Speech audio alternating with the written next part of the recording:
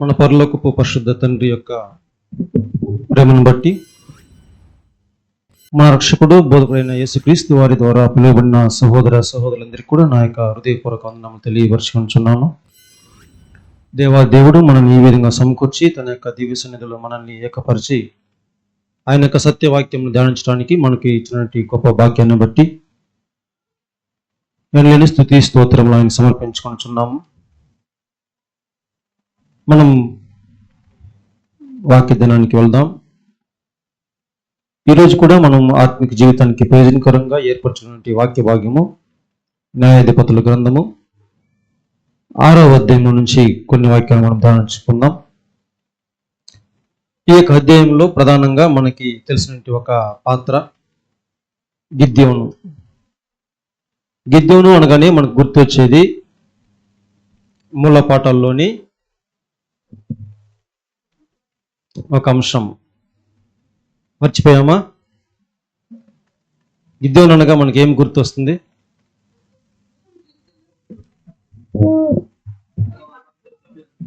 గిద్యోను చేసిన యుద్ధము.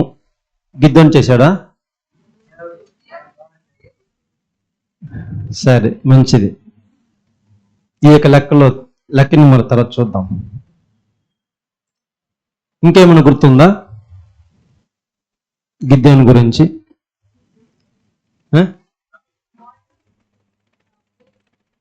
చెప్పండి. అదే ఆ యుద్ధంలో ప్రాసెస్లో వస్తుంది. ఇంకేమైనా సంఘటన? ఇప్పుడు ఆ బేసిక్ లెసన్ యొక్క వివరణకి పూర్తిగా మనం వెళ్ళడం లేదు. కాకపోతే మిగిలిన భాగాల్లో ఉన్నటువంటి ఒక విషయాలను, తన యొక్క జీవితంలో జరిగినటువంటి విషయాలను మనం చూద్దాం. అందులో మనకి ఏమి పాఠం ఉందని చెప్పి నేర్చుకుందాం సోదర సోదరులారా. గిద్యోను అనగా అర్థమేమి? చాలా మంది తెలుసుకున్నారు. చాలా ఆవిడ ఈజీగా ఇప్పుడు ఈరోజు నాకు పాఠం మూవ్ అవుతుందని చెప్పి భావిస్తున్నాను. ఏదైనా సరే కట్ ఆఫ్, నరికేవాడు, కోసేవాడు, తుంచేవాడు, ఏదో ఒకటి పెట్టుకొని మీకు అర్థమయ్యే విధంగా. ఇప్పుడు తను గిద్యోను అనగా నరికేవాడు. తన తండ్రి పేరు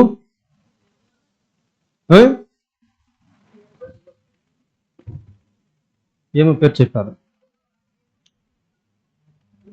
యోవాషునా యెహోషువనా? యోవాషు. తన తండ్రి పేరు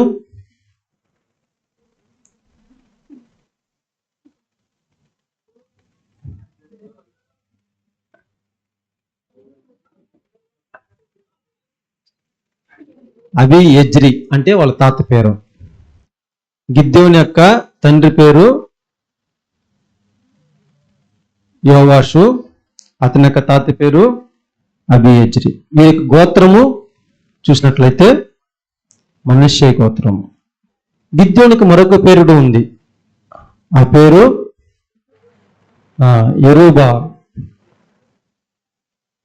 యెరుబాహ అంటే ఒక పేరు కూడా గిద్యోనికి ఉంది సోదర సోదర. ఆ యొక్క పేరు కూడా అర్థం ఏంటంటే,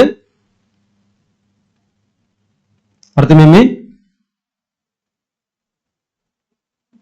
వ్యాజ్యమాడు వాడనేసి. వ్యాజ్యమాడు వాడనేసి అంటే అన్ని దేవతలతో వ్యాజ్యమాడవాడని చెప్పిన అర్థాన్ని అక్కడ సూచిస్తుంది. సరే, ఇది సింపుల్గా అతని యొక్క పరిచయం. మనం వాక్యధనంలో మనం గమనించినప్పుడు ఏమి జరిగింది, అతని యొక్క పాత్ర ఏముంది అనేటువంటి విషయాన్ని మనం చూద్దాం. మొదటి వాక్యం చదువుకుందాం. న్యాయాధిపతుల గ్రంథం 6వ అధ్యాయము మొదటి వాక్యం. ఇశ్రాయేలీయులు యెహోవా దృష్టికి దోషులైనందున యెహోవా 7 ఏండ్లు వారిని మిద్యానీయులకు అప్పగించెను. చూడండి, ఇజ్రాయేల్ ప్రజల గురించి అక్కడ రాయబడి ఉండడం మనం చూస్తున్నాం. ఇజ్రాయేల్ ప్రజలు ఏమి చేశారంట? దేవుని యొక్క దృష్టికి చాలా దోషులుగా అక్కడ ఉన్నారు. అంటే ఆయనకి ఇష్టం లేని, లేదంటే అతని యొక్క ఆజ్ఞకి మీరి అక్కడ పాపం చేసి దోషులుగా అక్కడ తన యొక్క సన్నిధిలో కనబడుతున్నారు సోదర సోదర. ఇప్పుడు ఈ విధంగా ఉన్నటువంటి ప్రజలను దేవుడు చూస్తూ ఉన్నాడు. ఆ ప్రజలకి ఒక శిక్ష విధించాలని చెప్పి అనుకున్నాడు. వాళ్ళకి ఎలా శిక్ష వేశాడు? 7 ఏండ్ల పాటు మిద్యానీయులకు అన్యులకు వారికి అప్పగించినట్లు ఇక్కడ మనం చూస్తున్నాం సోదరులారా.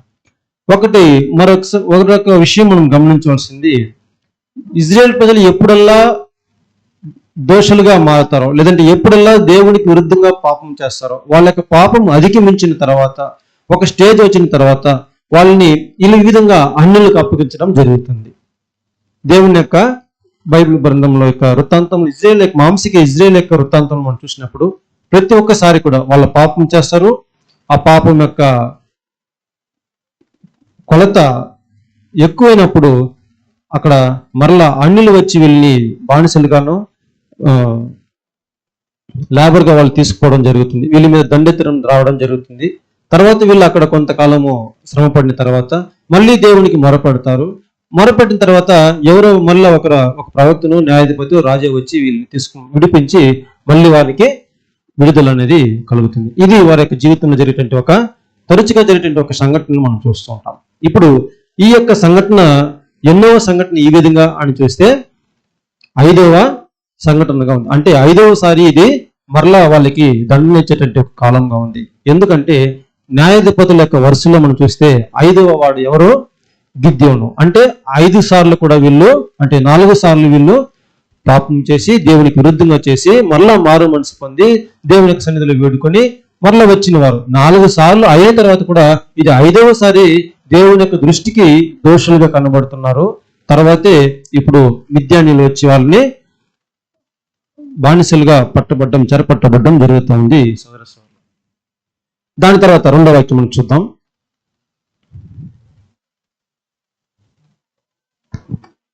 మిద్యానీయుల చెయ్యి ఇశ్రాయేలుల మీద ఎచ్చాయను గనుక వారు మిద్యానీయుల ఎదుట నిలువలేక కొండలోనున్న వాగులను, గుహలను, దుర్గములను తమకు సిద్ధపరచుకొనిరి. చూడండి, ఈ విధంగా మిద్యానీయుల యొక్క దాడికి తట్టుకోలేక వీళ్ళంతా ఎక్కడికి పారిపోయారంట?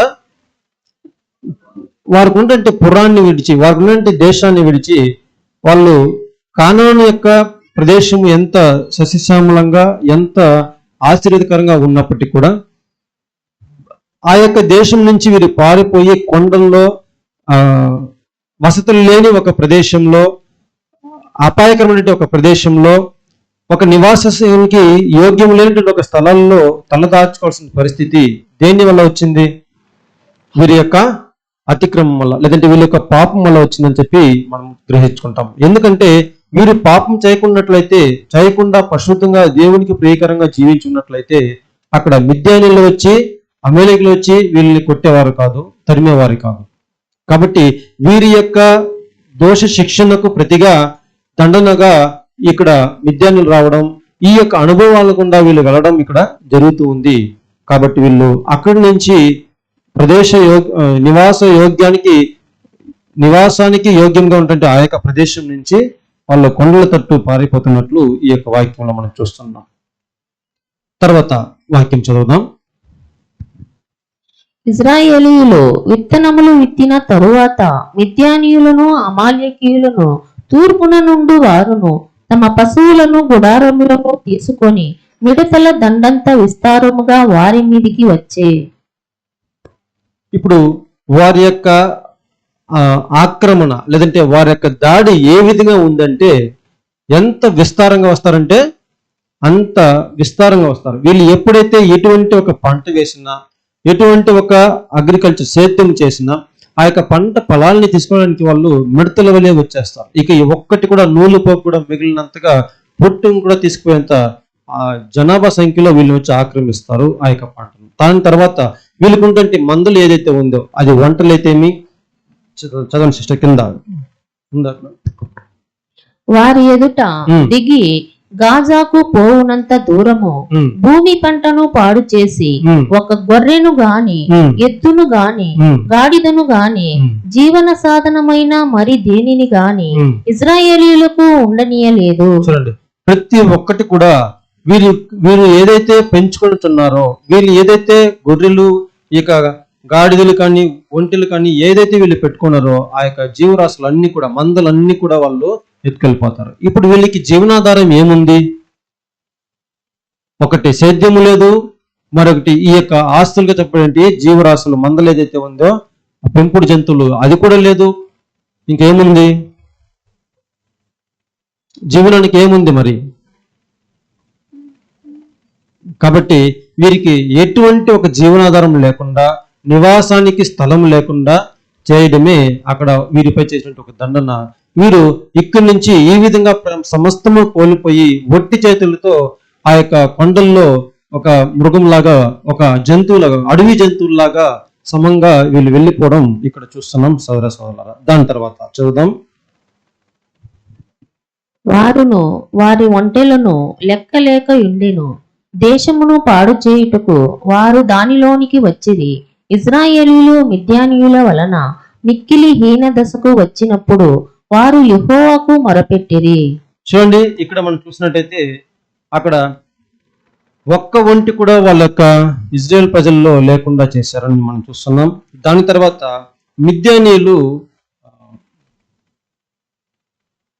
దేశమును పాడు చేయుటకు వారు దానిలోనికి ప్రవేశించారని చెప్పి, అంటే ఉద్దేశపూర్వకంగా వీరి యొక్క దేశంలో ఎటువంటి ఒక బిల్డింగ్స్ అయినా ఈ మనం చూసుకున్నట్టు ఈ కాలం చూసుకున్నట్టయితే ఎటువంటి వసతులు ఉండకూడదు, ఎటువంటి ఒక అభివృద్ధి చెందినటువంటి ఎటువంటి ఒక నివాసం ఉండకూడదు. కాబట్టి టార్గెట్ చేసి ఏ విధంగా అయితే యుద్ధం చేసేటప్పుడు ప్రతి ఒక్క స్థలాన్ని పాడు చేస్తారో ఆ విధంగా ఇజ్రాయెల్ ప్రజల్ని వాళ్ళు ఉద్దేశపూర్వకంగా వచ్చి సమస్తము నాశనం చేయడం, జంతువులన్నీ పట్టుకుపోవడం, పంటలన్నీ నాశనం చేయడం, వాళ్ళకి లాభకరంగా ఉంటుందో లేదో, ఇజ్రాయెల్ ప్రజలకి ఏది ఉపయోగపడకూడదు అనేటువంటి ఒక మనస్తత్వంతో అన్నిటిని కూడా పాడు చేస్తూ వస్తారు. కాబట్టి వీళ్ళకి ఆ యొక్క శ్రమ అనేది, కష్టం అనేది మరింత ఎక్కువగా భారంగా అనిపించింది. కనీసం ఒకటైనా ఒకటి ప్రయోజనకరంగా ఉంటే వాళ్ళకి జీవనం కొనసాగేది, దాని మీద వారు ఆధారపడేవారు. సమస్తాన్ని కూడా వీళ్ళు నాశనం చేసినప్పుడు, వాళ్ళు నిర్మూలన చేసి నిర్మాణం పరిచేటట్టు ఒక దీనస్థితిలో ఉంచినప్పుడు వారి యొక్క ఆధారము మరి ఏముంది? ఇప్పుడు ఆ ఆధారానికి వాళ్ళు దేవుని వైపు దిక్కి చూసి మా యొక్క ఆధారం నీవే కదని చెప్పి దేవునికి మరలా మొరపెట్టడం ఇక్కడ జరుగుతూ ఉంది సోదర సోదరులారా. ఈ విధంగా వాళ్ళు ఎప్పుడైతే తమ యొక్క ఆధారాన్ని వెతికి దేవుని వైపు చూసి మరలా మొరపెడుతున్నారో దేవునికి, అప్పుడు దేవుని యొక్క ప్రతిస్పందన లేదంటే జవాబు ఈ విధంగా మనం చూస్తున్నాం. చదవండి సిస్టర్. మిద్యానీయుల వలని బాధను బట్టి ఇశ్రాయేలీయులు యెహోవాకు మొరపెట్టగా యెహోవా ఇశ్రాయేలీయుల యొద్దకు ప్రవక్తనొకని పంపెను. అతడు వారితో ఇలాగూ ప్రకటించెను. ఇశ్రాయేలీయుల దేవుడైన యెహోవా సెలవిచ్చినదేమనగా, నేను ఐగుప్తులో నుండి మిమ్మును రప్పించి దాసుల గృహములో నుండి మిమ్మును తోడుకొని వచ్చి తిని ఐగుప్తీయుల చేతిలో నుండి మిమ్మును బాధించిన వారందరి చేతిలో నుండి మిమ్మును విడిపించి మీ ఎదుట నుండి వారిని తోలివేసి వారి దేశమును మీకిచ్చి తిని మీ దేవుడనైన యెహోవాను నేనే. మీరు అమోరీయుల దేశమున నివసించుచున్నారు, వారి దేవతలకు భయపడకుడి అని మీతో చెప్పి తిని, కాని మీరు నా మాట వినకపోతిరి. చూడండి సోదరులారా, ఇదంతా కూడా దేవుని యొక్క ఉద్దేశం లేదంటే దేవుని యొక్క మనసు ఏదైతే ఉందో ఆయన చెప్తున్నాడు. చూడండి, మీరు అందరూ కూడా ఇప్పుడు మొరపెడుతున్నారు. గత కాలంలో మీరు ఒకసారి గుర్తు చేసుకున్నట్లయితే, మీరు ఐగుప్తులో బానిసగా ఉన్నప్పుడు అక్కడి నుంచి ఒక ప్రవక్తను పంపి మిమ్మల్ని విడిపించి వారిని అందరూ కూడా నాశనం చేసి ఎన్ని అద్భుత కార్యాలు, వారికి ఎన్ని తెగుళ్ళు ఇచ్చి మీరు మిమ్మల్ని విడిపించి అరణ్యంలో వారిని మీకు తీసుకుని వచ్చి మరలా మీకు సస్యశ్యామలమైన లేదంటే పుష్కలమైన పాలు తేనెలు ప్రవహించే ఒక ప్రదేశాన్ని మీకు ఇచ్చి నేను నివాసాన్ని మీకు ఏర్పరిస్తే, మిమ్మల్ని అంతగా రక్షించి కాపాడి నన్ను నడిపిస్తుంటూ వస్తే, ఇప్పుడు మీరు ఏం చేశారంటే నాకు విరుద్ధంగా మరలా పాపం చేసి నా మాట వినకుండా మీరు పోయారు అనేటువంటి ఒక భావనను ఆయన వ్యక్తపరుస్తున్నాడు సోదర సోదరులారా. ఇప్పుడు ఈ విధంగా తను చెప్పిన తర్వాత, మీరు ఇన్నిసార్లు నేను ఇంతగా మీకోసం నేను శ్రమపడి ఇంత సహాయకరంగా మీకు ఆదరణ నేను ఇస్తున్నప్పటికీ, మీతో పాటు నేను ఉన్నప్పటికీ నా ఆజ్ఞలు మాత్రము, నేను ఏదైతే చెప్తున్నానో మాటలు, ఆ మాటలను మాత్రం మీరు మర్చిపోతున్నారు, దాన్ని వినేదంటే ఒక మనస్సే మీకు లేకుండా పోతా ఉంది అనేది దేవుని యొక్క మాట. దాని తర్వాత చూద్దాం. ఇలా చెప్పిన తర్వాత కింది వాక్యం ఆయన ఈ విధంగా చెప్తున్నాడు. చదవండి సిస్టర్. యెహోవా దూత వచ్చి అబీయెజ్రీయుడైన యెహోషువనుకు కలిగిన ఒఫ్రాలోని మస్తకి వృక్షము క్రింద కూర్చుండెను. యోవాషు కుమారుడైన గిద్యోను మిద్యానీయులకు మరుగై ఉండునట్లు గానుగ చాటున గోధుమలను దుళ్ళగొట్టుచుండగా యెహోవా దూత అతనికి కనబడి, పరాక్రమము గల బలాఢ్యుడా, యెహోవా నీకు తోడై ఉన్నాడని అతనితో అనగా. చూడండి, ఇక్కడ నుంచి మనకి ఆ యొక్క కథాపాత్ర అనేది ప్రారంభమవుతుంది. దీని తర్వాత ఏమి జరిగింది? ఇజ్రాయేల్ ప్రజలు ఈ విధంగా మొర్రపెట్టారు. దేవుని యొక్క మనసుని అక్కడ మనం తెలుసుకున్నాము. దాని తర్వాత దేవుడు ఒక న్యాయాధిపతిని ఏర్పరచుకుంటాడు. ఆ యొక్క న్యాయాధిపతి యొక్క పేరు గిద్యోను. ఇక్కడ 11వ వాక్యంలో తన యొక్క విషయాలను అక్కడ పొందుపరచబడడం మనం చూస్తున్నాం సోదరులుగా. అక్కడ ఆ యొక్క ఊరి పేరు కూడా ఇచ్చారు. చదవండి సిస్టర్ ఆ యొక్క వాక్యంలో. 11వ వాక్యంలో యెహోవా దూత వచ్చి అబీయెజ్రీయుడైన యెహోషువనుకు కలిగిన ఒఫ్రాలోని మస్తకి వృక్షము క్రింద. అక్కడ ఉన్నటువంటి ఒక ప్రదేశం, లేదంటే వాళ్ళు ఊరు ఉన్నటువంటి ఏ ఊర్లో ఉన్నారంటే అక్కడ ఓప్రాలో వాళ్ళు ఉన్నారు. ఒక మస్తకి వృక్షం కింద ఉన్నారు. దాని తర్వాత యెహోషువ ఏం కుమారుడైన చేస్తున్నారని చూస్తే ఏం చేస్తున్నా చూడండి కింద వాక్యం చదవండి. గిద్యోను మిద్యానీయులకు మరుగై ఉండునట్లు గానుగ చాటున గోధుమలను దుళ్ళకొట్టుచుండగా. అక్కడ ఏం పని చేస్తున్నాడు? గోధుమలను అంటే శుద్ధీకరణ ప్రక్రియ ఉంది కదా, అది చేస్తున్నాం గోధుమలను. ఇప్పుడు మనం ఎందుకు ఈ విధంగా చూస్తున్నామంటే, ఆ యొక్క దూత వచ్చి అతనితో మాట్లాడేటప్పుడు ప్రజలందరూ కూడా వారికి మిద్యానీయులకు భయపడి లేదంటే పూర్తిగా బానిసగా ఉన్నప్పుడు ఈ యొక్క గిద్యోను మాత్రము ఏం చేస్తున్నాడంట? ఒక చెట్టు కింద ఈ విధంగా గోధుమల్ని అగ్రికల్చర్ సేద్యాన్ని చేసుకుంటూ ఆ యొక్క జీవనానికి ఏదైతే ఆహారం ఉందో సిద్ధపరచుకుంటున్నాడు సోదర. దాని తర్వాత ఆ వాక్యం మనం గమనించినప్పుడు ఎవరికి భయపడి ఉన్నాడంట? మిద్యానీయులకు భయపడి మరుగై ఉండినట్లుగా గానుగ చాటున గోధుమలు చేస్తాడు. అంటే ఇతరులకి భయపడేటువంటి ఒక భయస్థుడుగా అక్కడ గిద్యోను కనబడుతున్నాడు సోదరులారా. అవునా? సరే, ఇప్పుడు మనం గమనించినప్పుడు ఆ యొక్క భయము అనేది ఎవరికి ఉంది? భయం లేకుంటే చాటుగా మరుగుగా చేయవలసిన అవసరము లేదు. కాబట్టి అక్కడ మనం చూస్తున్నాము ఆ యొక్క మిద్యానీయులు కనబడకుండా ఉన్నట్లు ఒక చాటుగా ఎవరికి కనబడకుండా సీక్రెట్ గా ఆ యొక్క భయపడి తన పని చేసుకుంటున్నాడు సోదరులారా. ఇప్పుడు దేవదూత అతను వచ్చి పలకరించేటప్పుడు మాత్రము ఏమి పిలుస్తా ఉంది? ఏమని పిలుస్తా ఉంది? బలాఢ్యుడా అనేసి, బలవంతుడా అని చెప్పి పిలుస్తా ఉంది. కానీ ఇక్కడ ఇతను చేసేటువంటి ఒక పనికి అక్కడ దేవదూత పిలిచేటువంటి ఒక పదానికి ఏమన్నా పొందిక ఉందా? అలా ఏమీ మనకు కనపడలేదు సోదరులారా. కాబట్టి ఇప్పుడు దేవుని యొక్క ఎన్నుకునేటువంటి ఒక ప్రక్రియ, దేవుడు ఏర్పరచుకునే ఒక ఉద్దేశము, ఎటువంటి ఒక మనిషిని ఉండాలి? ఇప్పుడేమో మిద్యానీయుల దండు పెద్దదిగా ఉంది, ఇజ్రాయెల్ ప్రజల యొక్క పై చేసినటువంటి దాడి మడతల వలె ఉంది. ఆ యొక్క అంతమందిని యొక్క మిద్యానీయుల్ని కానీ అమలేకులు కానీ శత్రు సైన్యాన్ని కానీ పారద్రోలాలి, లేదంటే వారిని కూడా తరిమి కొట్టాలి, జయించాలని చెప్తే ఎటువంటి ఒక మనిషి కావాలి? దానికి తగిన విధంగా ఒక ధైర్యవంతునో లేదంటే యుద్ధ వీరునో లేకుంటే వేరే పరాక్రమం కలిగిన వారినో వారిని ఎన్నుకోవాలి దేవుడు. అయితే ఇక్కడ భయపడి చాటుగా ఉండి మరుగుగా ఉండి ఎవరికి తెలియకుండా సేద్యం చేసుకునే ఒక వ్యక్తిని తీసుకుని వెళ్ళి ఇప్పుడు ఆ మిద్యానీయులకు ఎదురుగా నిలబెడతాను అని చెప్తే అది సరైన ఎన్నికగా ఉంటుందని చెప్పి మీరు భావిస్తున్నారా?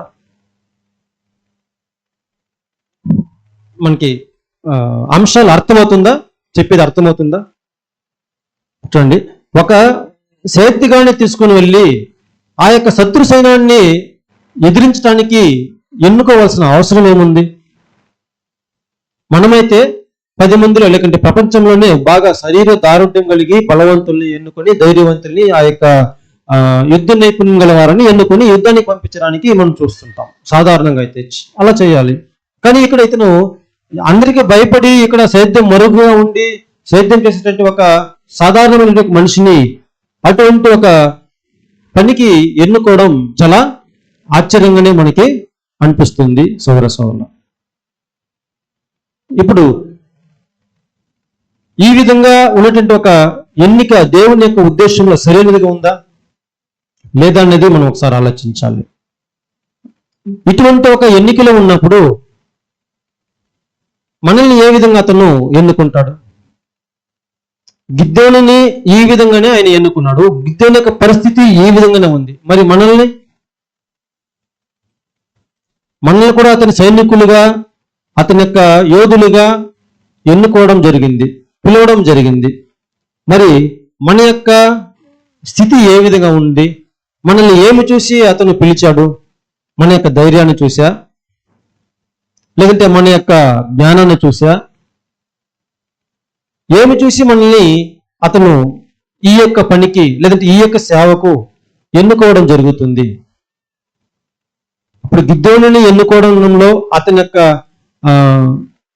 వైఖరి ఏ విధంగా ఉంది? సరిగ్గా ఉందా? అప్పుడు మనల్ని ఎన్నుకోవడంలో ఎలాగైతే గిద్యోను యొక్క ఎన్నికలో ఏర్పరచుకోవడంలో మనకి ఆశ్చర్యం కలుగుతుందో అదే విధంగా మన యొక్క జీవితంలో కూడా మనల్ని ఎన్నుకోవడం చేస్తే దానికన్నా చాలా చాలా ఆశ్చర్యంగానే ఉంది సోదర సోదరులు. చూడండి, వాక్యం మనం చదువుకున్నాము. 1 కొరింథీయులకు రాసిన పత్రిక 1వ అధ్యాయం 26వ వాక్యం నుంచి చదవండి.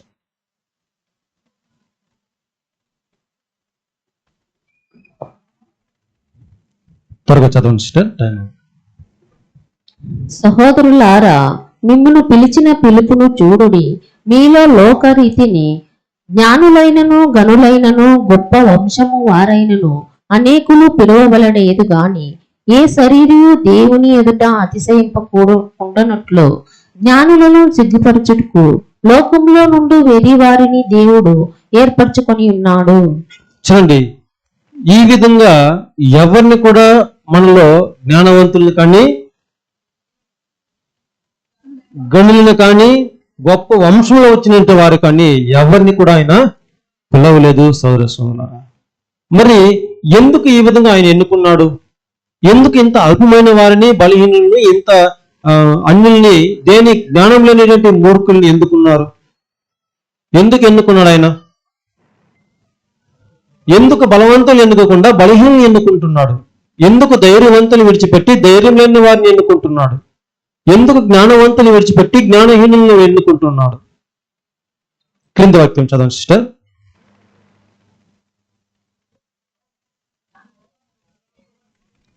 క్రింది వాక్యము కంటిన్యూ చేయండి.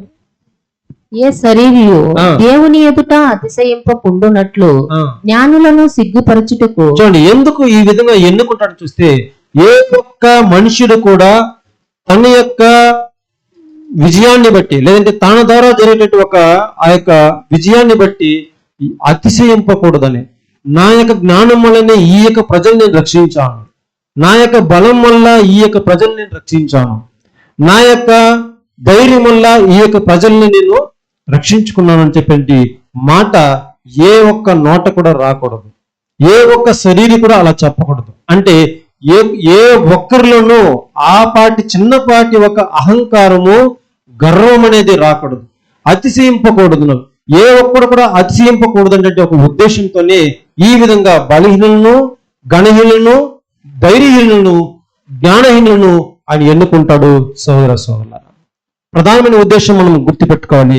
ఎందుకు ఈ విధంగా ఎన్నుకుంటాడు?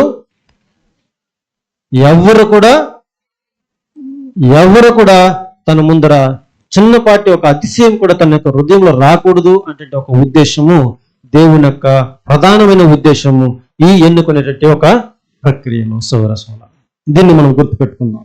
దాని తర్వాత మనం వాక్యం 29వ వాక్యం చదవండి సిస్టర్.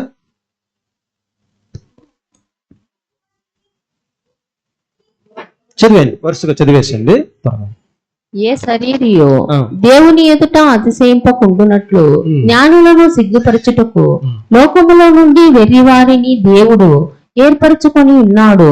బలవంతులైన వారిని సిగ్గుపరచుటకు లోకములో బలహీనులైన వారిని దేవుడు ఏర్పరచుకొని ఉన్నాడు. ఎన్నికైన వారిని వ్యక్తము చేయుటకు లోకములో నీచులైన వారిని, తృణీకరింపబడిన వారిని, ఎన్నిక లేని వారిని దేవుడు ఏర్పరచుకొని ఉన్నాడు. 28వ వాక్యం. జ్ఞానులను సిగ్గుపరచుటకు లోకములో నుండి వెర్రి వారిని దేవుడు ఏర్పరచుకొని ఉన్నాడు. బలవంతులైన వారిని.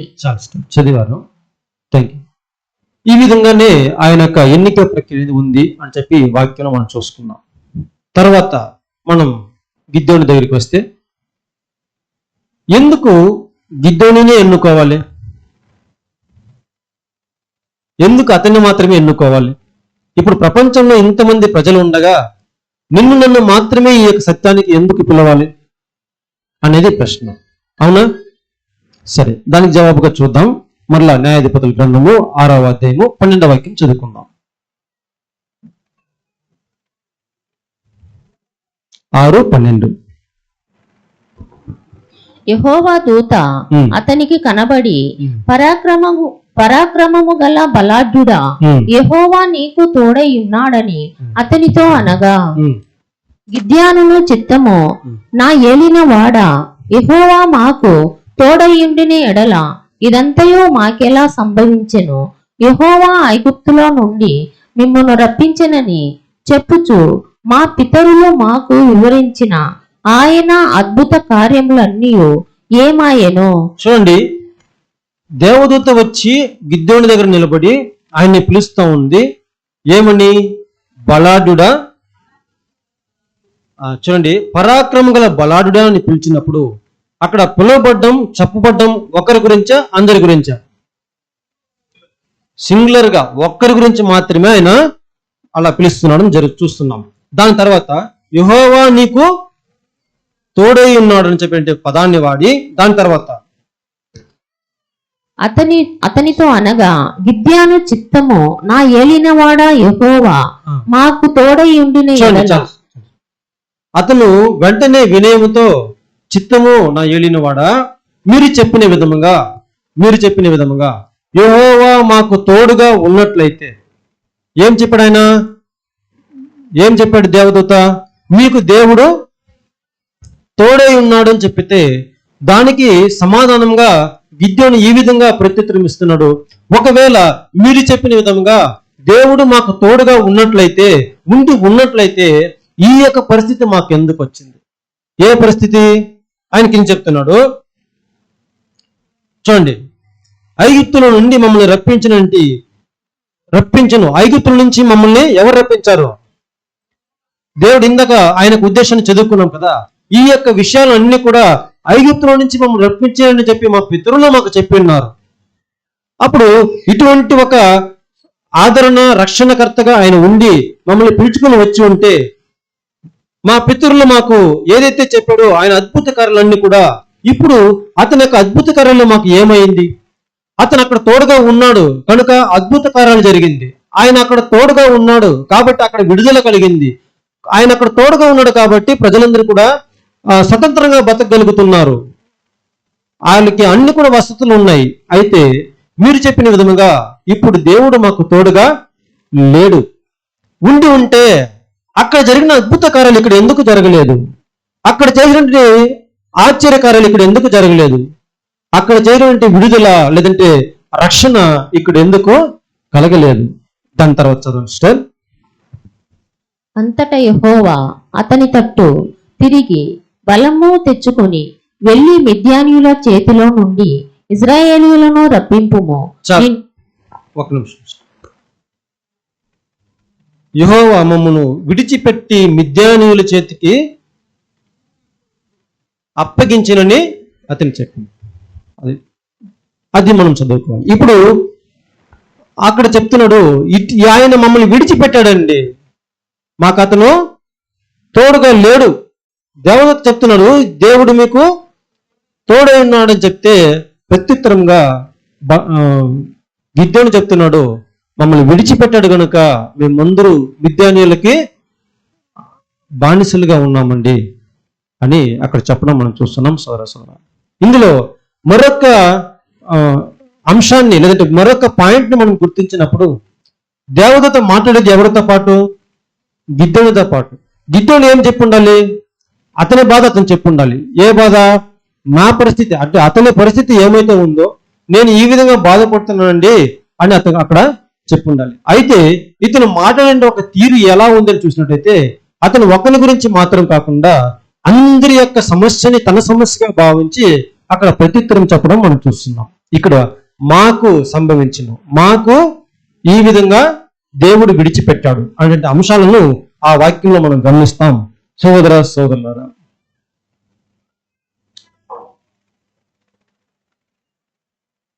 లేదా చూడండి వాక్యం. అతడు చిత్తము నా ఏలిన వాడ దేని సహాయము చేత నేను ఇశ్రాయేలీయులను 13 యెహోవా మమ్మను విడిచిపెట్టి. ఇప్పుడు దేవత చెప్పింది ఏంటి? ముందు వాక్యంలో గిద్యోను యెహోవా మాకు తోడై ఉండిన ఎడల, దానికి ముందు వాక్యం 12వ వాక్యము, యెహోవా దూత అతనికి కనబడి పరాక్రమము గల బలాఢ్యుడా, యెహోవా నీకు తోడై ఉన్నాడు. యెహోవా నీకు తోడై ఉన్నాడు. నీకు అంటే నీకు ఒక్కడికి మాత్రమే. ఇప్పుడు గిద్యోను ఏం చెప్తున్నాడు? నెక్స్ట్ వాక్యం చూడండి. గిద్యోను చిత్తము నా ఏలిన వాడ యెహోవా మాకు తోడై, యెహోవా మాకు తోడై ఉన్నాడు. ఇప్పుడు ఆయన ఏం చెప్పి ఉండాలి? నాకు మాత్రమే తోడై ఉంటే నా బాధ ఏంటో చెప్పుకుని ఉండాలి. ఇక్కడ ఏం చెప్తున్నాడు? మాకు తోడై ఉంటే. సోదరులారా, అప్పుడు తన యొక్క ఉద్దేశం ఎందుకు ఈ విధంగా మనం ధ్యానిస్తున్నామంటే, తన యొక్క ఉద్దేశము తన ఒక్కరిని గురించినటువంటి బాధల గురించి కాదు, తనకి ఒక్కడి గురించినటువంటి ఒక కష్టాన్ని గురించి కాదు, తన వ్యక్తిగతంగా తను ఏదైతే పొందుతుందో దాని గురించి మాత్రమే కాకుండా ప్రతి ఒక్కరి యొక్క సమస్యని కూడా దృష్టిలో పెట్టుకొని అవకాశం వచ్చినప్పుడు దేవదూత వద్ద తన అందరి యొక్క బాధల్ని, అందరి యొక్క కష్టాల్ని, అందరి యొక్క సమస్యని కూడా చెప్పుకోవడానికి అతను ఉద్దేశం కలిగి ఉన్నాడు. ఎందుకు? అందరి కష్టాలు ఎందుకు చెప్పుకోవాలి? ఇప్పుడు మనకైతే అవకాశం వస్తే నా ప్రాబ్లం ఇంత ఉంది, నా లిస్ట్ ఇంత ఉంది, దీన్ని సాల్వ్ చేస్తే చాలు అని చెప్పినటువంటి ఒక మనస్తత్వం ఉండేటువంటి ప్రజల్లో ఇతనికి మాత్రము ప్రజలందరి యొక్క కష్టము అక్కడ చెప్పుకోవాల్సిన అవసరం ఏముంది సోదరులారా? ఎందుకంటే వారి అందరి కష్టం కూడా తన యొక్క కష్టంగా, వారందరి యొక్క కష్టాన్ని అతను చూడలేక ఆ బాధ అతని యొక్క భారము తనలో ఉంది కనుక అక్కడ మాకు ఈ యొక్క కష్టం ఉందని చెప్పి దేవదూతకు సెలవిస్తున్నాడు సోదరులారా. దాని తర్వాత విషయం మనం వెళ్దాం.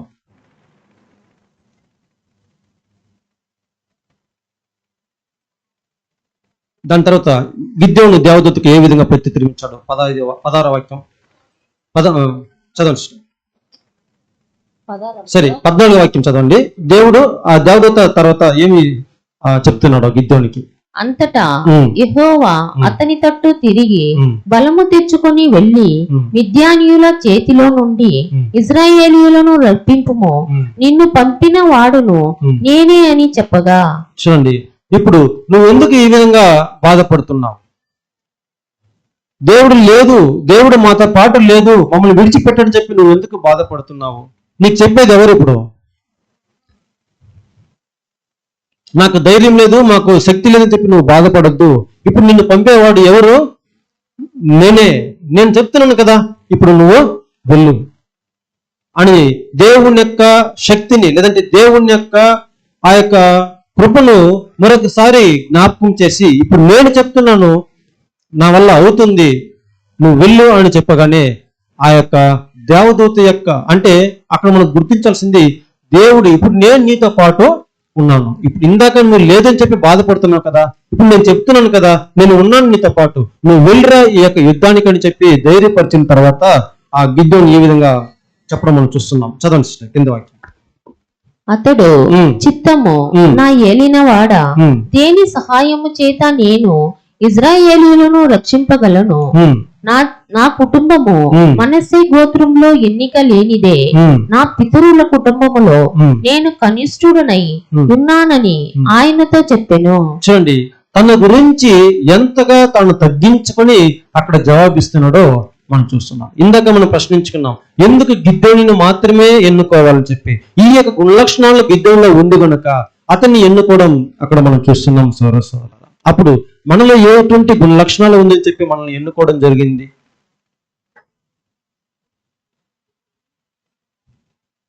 అది దేవునికే ఎరుగును. మనం ఏ ఒక్క విషయంలో కూడా అతిశయించడానికి యోగ్యులమే కాదు సోదర. ఇప్పుడు మనం చూస్తున్నాము, గిద్దెవును తన యొక్క జీవితం గురించే కాదు, తన యొక్క పితరుల యొక్క జీవితం, తన యొక్క వంశం యొక్క జీవితం అందరిని కూడా తగ్గిస్తున్నాడు. ఇక్కడ ఏం చెప్తున్నాడు చూడండి, ఆ యొక్క వాక్యం మరలా రిపీట్ చేయండి సిస్టర్. అతడు ఉమ్. చిత్తము నా ఏలిన వాడ ఉమ్. దేని సహాయము చేత ఉమ్. నేను ఇజ్రాయేలీయులను రక్షింపగలను. ఉమ్. నా కుటుంబము ఉమ్. మనస్సే గోత్రంలో ఎన్నిక లేనిదే. చూడండి, ఆ గోత్రం అనేది మనస్సే గోత్రంలో ఉన్నప్పటికీ కూడా ఆ గోత్రం కూడా నా కుటుంబం అనేది ఎన్నిక లేనటువంటి ఒక కుటుంబంగా ఉంది. ఎన్నిక లేనటువంటి ఒక కుటుంబంగా ఉంది. అప్పుడు ఈ విధంగా ఉన్నప్పుడు మేము నన్ను ఎలా ఈ యొక్క జయించగలను? నాకు ఎటువంటి బలం ఉంది, ఎటువంటి ఒక ప్రతిభ ఉంది, లేదంటే ఎటువంటి ఒక సహాయం ఉంది?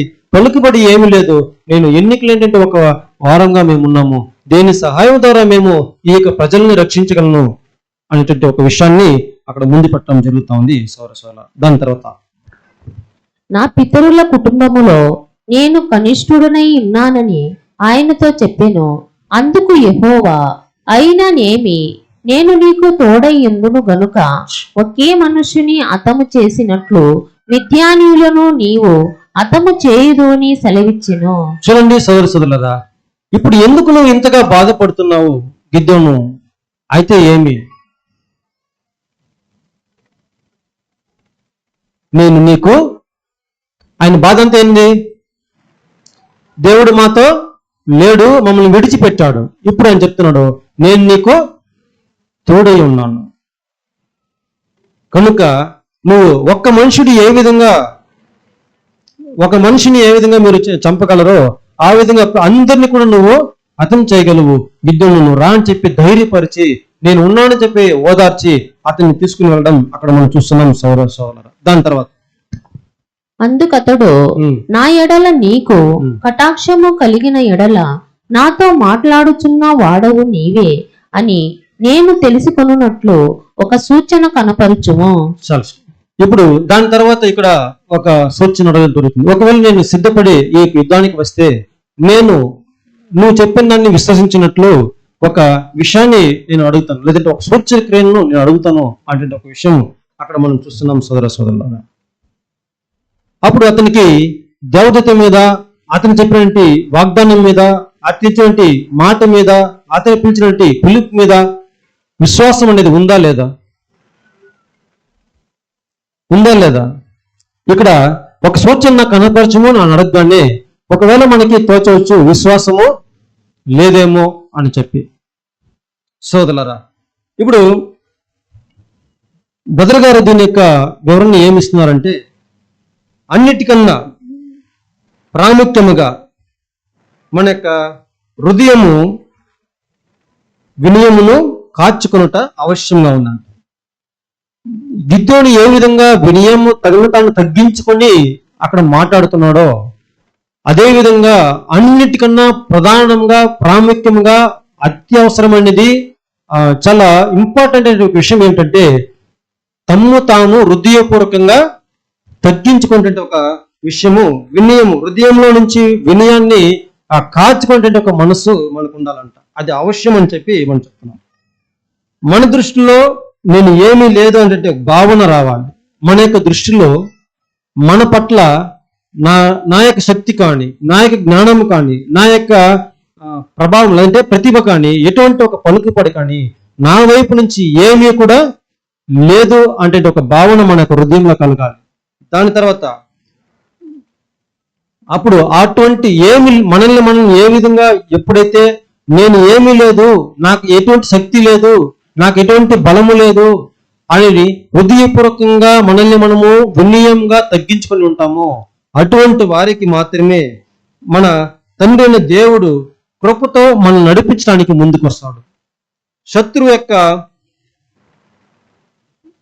శత్రువులు మన ముందర హెచ్చించబడి ఆనందోత్సాహంతో ఉన్నప్పటికీ కూడా, వాళ్ళు ఎంతగా విజయము గర్వంతో కేకలు వేస్తున్నప్పటికీ కూడా మన యొక్క హృదయము గర్వము చెందకుండా ఎప్పుడైతే మనల్ని మనము తగ్గించుకుంటామో, నేను ఏమీ లేదు, నేను వాళ్ళు జయించలేను, నాకు శక్తి లేదు అంటే ఒక భావన కలిగి మనం ఎప్పుడైతే తగ్గించుకుంటామో, ఇట్టి ఒక హృదయం కలిగిన వారిని దేవుడు ముందుకు నడిపిస్తాడు కృపతో అనేది బ్రదర్ గారు నోట్ చేస్తారు సోదర. కాబట్టి నేను ఎన్నిక లేడని వాడను, దేవుడు నన్ను నడిపిస్తున్నటువంటి ఒక గ్రహింపును ఎప్పుడైతే మనకి ఏమీ లేదు, ఆధారం ఏమీ లేదు, ఒకవేళ మనకు డబ్బు ఉంటే నాకు ఇంత డబ్బు ఉంది, దీన్ని పట్టుకొని నేను బలవంతుడిగా కనబరుచుకుంటాను, నాకు ఒకవేళ ఆస్తి పాస్తులు ఉంటే దీనిని బట్టి నేను ఆ యొక్క ప్రాబ్లాన్ని సాల్వ్ చేసుకోగలను, ఒకవేళ నాకు చాలా మంది తెలిసిన వారు పలుకుబడి ఎక్కువగా ఉంటే వారి యొక్క సహాయంతో ఈ యొక్క ప్రాబ్లం నుంచి నేను సాల్వ్ చేసుకుని రాగలను. అటువంటి మనసు లేకుండా ఉండేటువంటి వారిని దేవుడు నడిపిస్తాడు. అప్పుడు నా యొక్క ఆదరణ మనుషుల మీద కాదు, నా యొక్క నమ్మకము డబ్బుల మీద కాదు, నా యొక్క విశ్వాసం అనేది, ఆదరణ అనేది ఎటువంటి ఆస్తిపాస్తుల మీద కాదు, నేను రిక్తుడను, లేక ఏమీ లేదు అని చెప్పి ఎవరైతే తను తగ్గించుకుని ఉంటారో, అప్పుడు అటువంటి స్థితిలో నుంచి దేవుని యొక్క వైపు ఎవరైతే చూస్తున్నారో వారిని దేవుడు కృపతో నడిపించడానికి అటువంటి వారిని ఎన్నుకుంటాడంట సోదర. వారిని కృపతో ఆయన నడిపిస్తాడంట. అప్పుడు అదే అక్కడ ధైర్యపరుస్తున్నాడు, నేను నీకు తోడుగా ఉన్నాను. ఆ యొక్క ప్రాబ్లం నీకు ఒక ప్రాబ్లం కాదు, ఆ యొక్క సమస్య నీకు పెద్ద సమస్య కాదు. ఒక్క మనిషిని నువ్వు చెప్పినట్లు, లేదంటే ఒక్క ఎదుటి వారిని నువ్వు కొట్టినట్టు ఈజీగా అంతమందిని కూడా వాళ్ళు ఎలా ఉన్నారంటే మిడతల వలే ఉన్నారు, దండెత్తులు. మిడతలంటే అసలు అది లెక్కలేనంత మంది అక్కడ వారిని ఆక్రమించినప్పుడు ఒక్క మనిషిని సమానంగా అంతమందిని ఎలా దేవుడితో పోలుస్తున్నాడో చూడండి. ఆ ప్రాబ్లం అంత సింపుల్ గా నీకు ఉంటుంది, నువ్వు వెళ్ళు అని చెప్పినట్టు ఒక విషయాన్ని గమనిస్తున్నాం సోదర.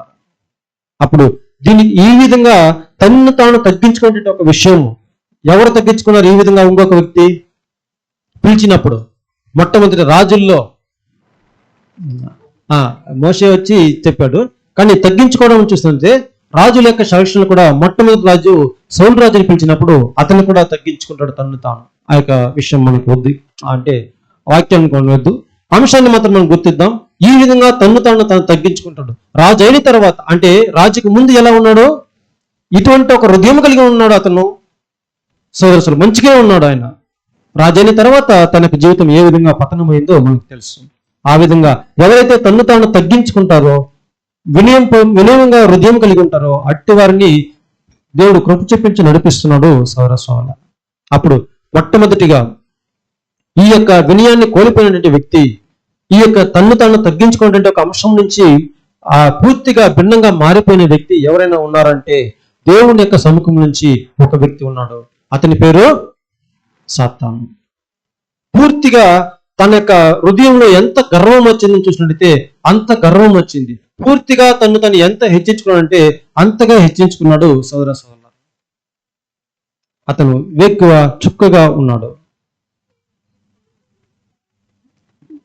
తేజ నక్షత్రంగా ఉన్నాడు.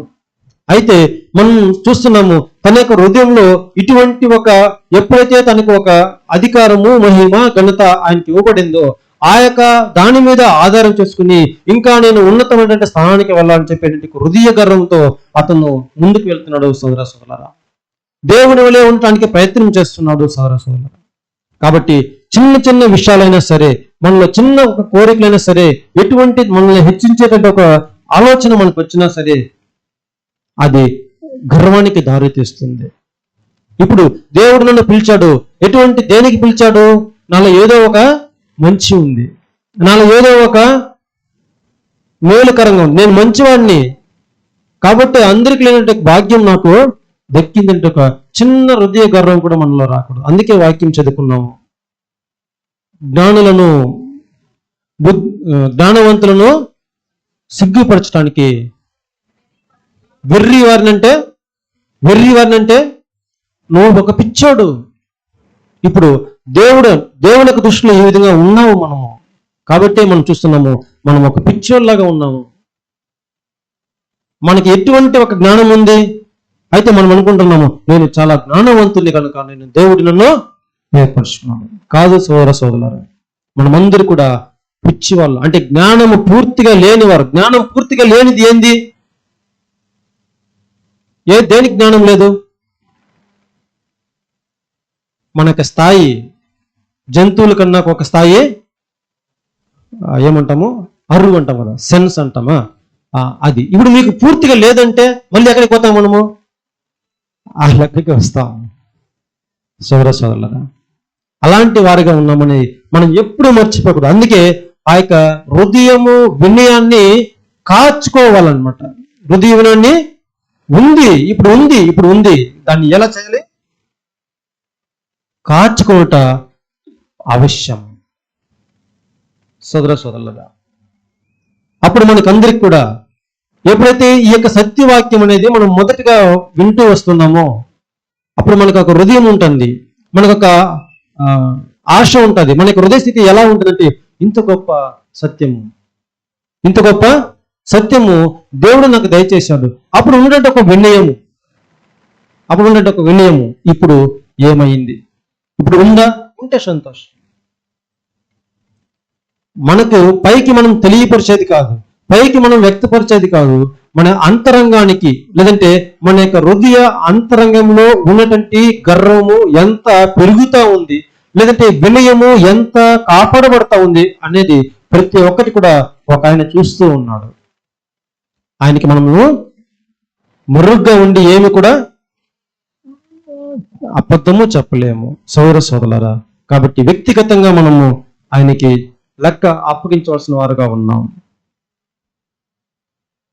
చూడండి, సమూయేలు కూడా ఆ యొక్క విషయంలో కూడా అతను ఈ విధంగా మాట్లాడుతున్నాడు, మనకి హెచ్చరిస్తున్నాడు. ఆ వాక్యం చదువుకుందాం. 1 సమూయేలు 17వ అధ్యాయము 28వ వాక్యం చదువుకుందాం. అతడు వారితో మాట్లాడునది అతని పెద్దన్న యగు ఎలీయాబునకు వినబడగా ఎలీయాబునకు దావీదు మీద కోపము వచ్చి అతనితో నీవిక్కడికి ఎందుకు వచ్చితివి? అరణ్యములోని ఆ చిన్న గొర్రె మందను ఎవరి వశము చేసితివి? నీ గర్వమును నీ హృదయపు చెడుతనమును నేనెరుగుదును. యుద్ధము చూచుటకే కదా నీవు వచ్చితివనెను. చూడండి సోదరులారా, ఒక వ్యక్తిని ఈ విధంగా మాట్లాడుతున్నారు. ఏం మాట్లాడుతున్నారు? నీ గర్వం ఏమైతే ఉందో, నీ యొక్క హృదయంలో ఉన్నటువంటి గర్వం మాకు తెలుసండి. అక్కడ నిజంగా ఆయనకి గర్వం ఉందా? ఆయన వెళ్ళేటువంటి ఒక ప్రాసెస్ అంటే ప్రక్రియ దేని ఉద్దేశంతో వెళ్ళాడు ఆయన? అన్నలకు ఆయన వెళ్ళిన ఉద్దేశం వేరు, కానీ అక్కడ చెప్పేటంటే ఒక మాటలో అతను ఎలా ఉందంటే నీ యొక్క హృదయం ఎలా ఉందంట?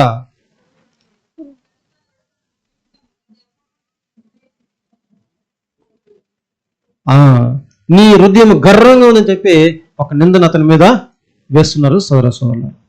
అయితే మనుషులు ఈ విధంగా మనకు విరుద్ధంగా మాట్లాడవచ్చు.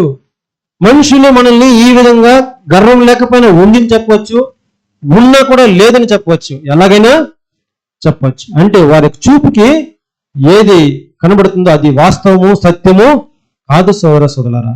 మరొక వాక్యం అందులో చదువుదాం. 1 సమూయేలు 2:3 వాక్యం చదువుకుందాం. యెహోవా అనంత జ్ఞానియగు దేవుడు ఆయనే, క్రియలను పరీక్షించువాడు. యెహోవా అనంత జ్ఞానియగు దేవుడుగా ఉన్నాడు. ప్రతి ఒక్క క్రియను కూడా ఆయన పరీక్షించువాడుగా ఉన్నాడు. చదవండి. ఇకను అంత గర్వము మాటలాడకుడి, గర్వపు మాటలు మీ నోట రానీయకుడి. చూడండి, మీ యొక్క నోట్ల నుంచి కూడా అటువంటి చిన్న గర్వపు మాటలు కూడా రానియొద్దండి. ఆయన అనంత జ్ఞాని, ఆయన తెలియనిది ఏది కూడా లేదంటే ఒక విషయాన్ని మనం గుర్తుపెట్టుకోవాలనేది వాక్యం మనకు హెచ్చరిస్తూ ఉంది సోదరులారా. మనం ఒకవేళ సహోదరులు చూసి మనం కూడా ఈ విధంగా పొరపాటు చేసుకోవచ్చు. బ్రదర్ని చూసి బ్రదర్ గారు ఎప్పుడు ప్రార్థన చేసేయలేదు, లేదంటే సిస్టర్ గారు ఎప్పుడు బైబిల్ వాక్యమే చదివేలేదు, ఆమె చూస్తే భక్తి పరురాలుగా మనకు కనబడడం లేదు. అతన్ని చూస్తే చాలా విశ్వాసభరితుడిగా ఉన్నాడు.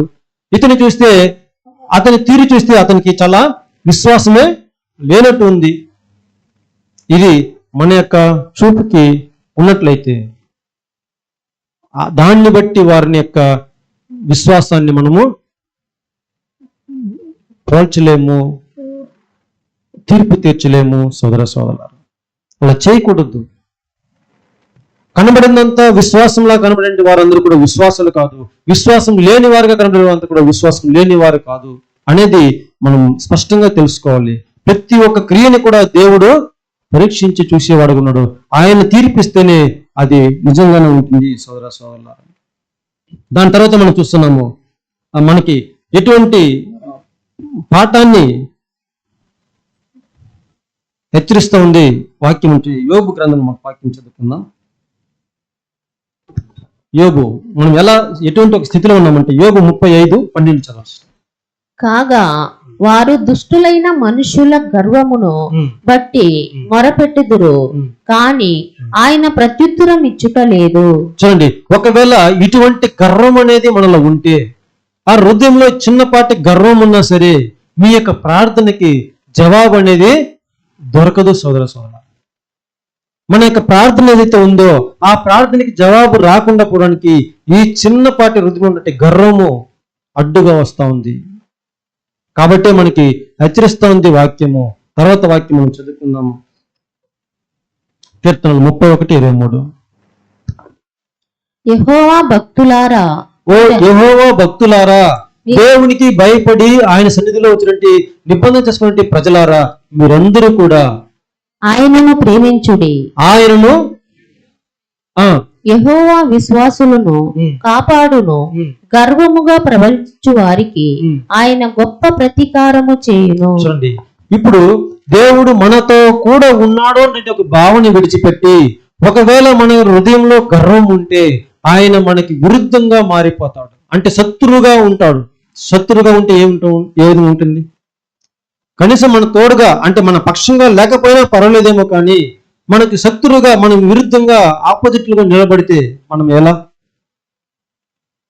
ఇప్పుడు దేవుణ్ణి మన యొక్క చూపుకి, లేదంటే దేవుణ్ణి మనకి విరుద్ధంగా శత్రు సైన్యం లాగా పెట్టుకుంటే, ఆపోజిట్ పార్టీలో మనం పెట్టుకుంటే మనం ఎంత దౌర్భాగ్యులమో, లేదంటే ఎంత బుద్ధిమంతులమో ఒకసారి ఆలోచించుకోవాలి సోదర. దానికి కారణము ఈ యొక్క హృదయ గర్వం అనేది మనం చూస్తున్నాం సోదర. కాబట్టి ఆయన మనం ప్రేమించాలి. ఆయన ప్రేమించాలని చెప్పేటువంటి ఒక విషయాన్ని మనము ఇంకా లోతుగా ధ్యానిస్తే ఆయన యొక్క మాటలను మనం వినాలి. అందుకే దేవుని యొక్క హృదయం మన అక్కడ వాక్యం మనకు తెలియపరిచింది. మీరు నా మాట వినకపోయినారు, నేను ఇంత చేసినా కూడా మీరు నా మాటను వినకపోయినారు అంటే నన్ను ప్రేమించడం లేదని చెప్పేటువంటి ఒక బాధ దేవుని యొక్క విషయం మనం గమనిస్తాం సోదర సోదర. దాని తర్వాత మనం చూస్తున్నాము, మనలో గర్వం ఉండకూడదని చెప్పి మనం వాక్యాలు హెచ్చరిస్తూ ఉంది. దానికి తర్వాత వినయము మనకు ఉండాలి. వినయం గల వారిలో ఆయన వినయం ఎవరైతే ఉంటుందో ఆయన వారితో పాటు ఉంటాడు. ఈ గర్వం ఉన్న వారికి ఆయన ఆపోజిట్ శత్రువుగా ఉంటాడు, శత్రువులాగా చూస్తాడు గర్వం ఉన్న వారిని. ఒకవేళ వినయముగా మనం ఉన్నట్లయితే వారితో పాటు ఆయన నివాసం చేస్తాడు. యెషయా గ్రంథము 57:15 వాక్యం చదువుకుందాం.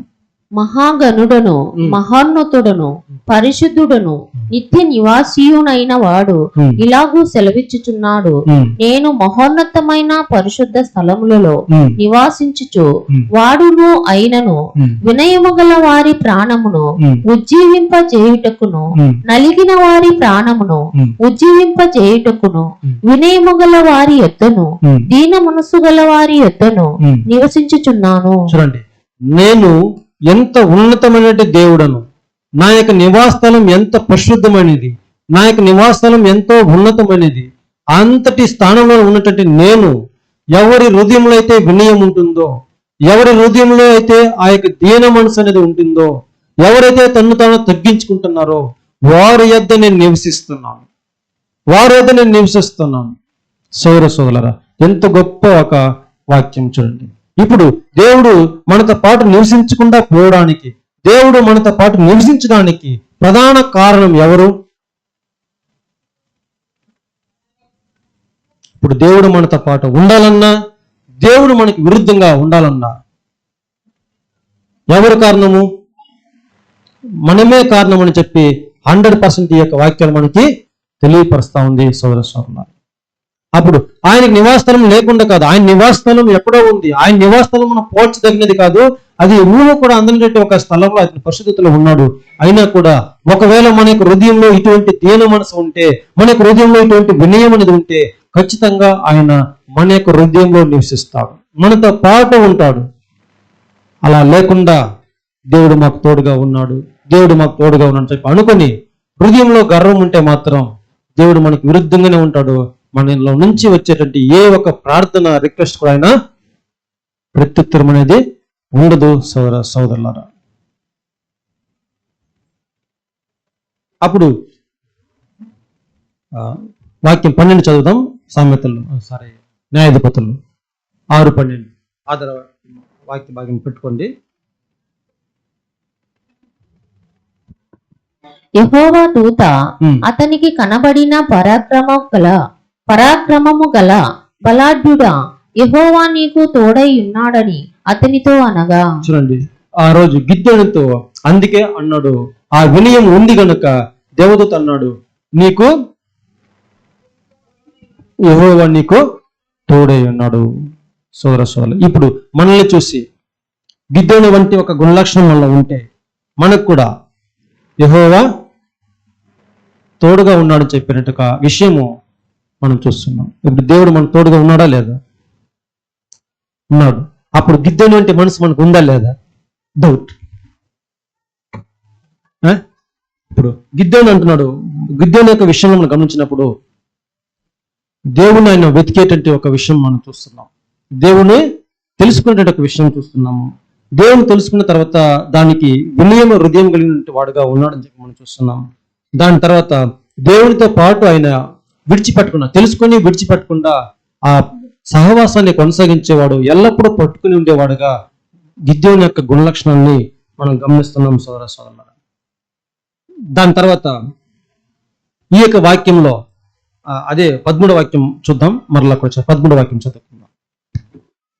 గిద్యోను చిత్తము నా ఏలినవాడ, యెహోవా మాకు తోడై ఉండిన ఎడల ఇదంతయు మాకెలా సంభవించెను? యెహోవా ఐగుప్తులో నుండి మమ్మను రప్పించెనని చెప్పుచు మా పితరులు మాకు వివరించిన ఆయన అద్భుత కార్యములన్నీ ఏమాయెను? యెహోవా మమ్మను విడిచిపెట్టి మిద్యానీయుల చేతికి మమ్మను అప్పగించెనని అతనితో చెప్పెను. చూడండి, గిద్దెయోను యొక్క మాటల్లో మరొక కోణంలో మనం ఆలోచించినప్పుడు, ఈ వాక్యం చదువుకున్నాము, మరొక అంశాన్ని మనం గమనించినప్పుడు ఆయన అందరినీ వేరుపరిచి ఆయన మాట్లాడలేదు. అందరినీ వేరుపరిచి మాట్లాడదు. అంటే ఈ యొక్క ప్రజలందరూ సపరేటు, నేను సపరేట్, నేను తనిగా ఉన్నాను, వీరితో పాటు నాకు సంబంధము లేదు అని అక్కడ వేరుపరిచి మాట్లాడే తీరు అక్కడ లేదు. అందుకే ఎప్పుడైనా సరే సహోదరులు కూడా ప్రార్థించేటప్పుడు మనం గుర్తుపెట్టుకోవాలి, నేను సపరేట్. నా యొక్క వ్యక్తిగత ప్రార్థన ఇక్కడ వ్యక్తిగతంగా ఎలా ఉన్నప్పటికీ కూడా మనం ప్రార్థించేటప్పుడు, ఇక్కడ వచ్చి ప్రార్థించేటప్పుడు ఎలా ఉంటుంది? అందరి యొక్క మనోభావాలు నా యొక్క ప్రాబ్లం, అందరి యొక్క హృదయ స్థితి నా యొక్క హృదయ స్థితి, వారి అందరి యొక్క ఆశాభావం ఏదైతే ఉందో, కోరిక ఏదైతే ఉందో అదే ఇక్కడ ప్రార్థన విజ్ఞాపన. ఎందుకు నిన్ను పిలువబడుచున్నారో ప్రార్థించడానికి, ఆ యొక్క ప్రార్థనలో ఆ యొక్క విజ్ఞాపనను ఉంచుతున్నామంటే అది అతని యొక్క ప్రార్థన, అంటే ఇక్కడ చేసేటువంటి వారి ప్రార్థన అది కాదు. మనం అందరూ ఆమేన్ అంటున్నామంటే ఆయన పలికినటువంటి మాటల మా అందరి యొక్క మాటలుగా ఉంది.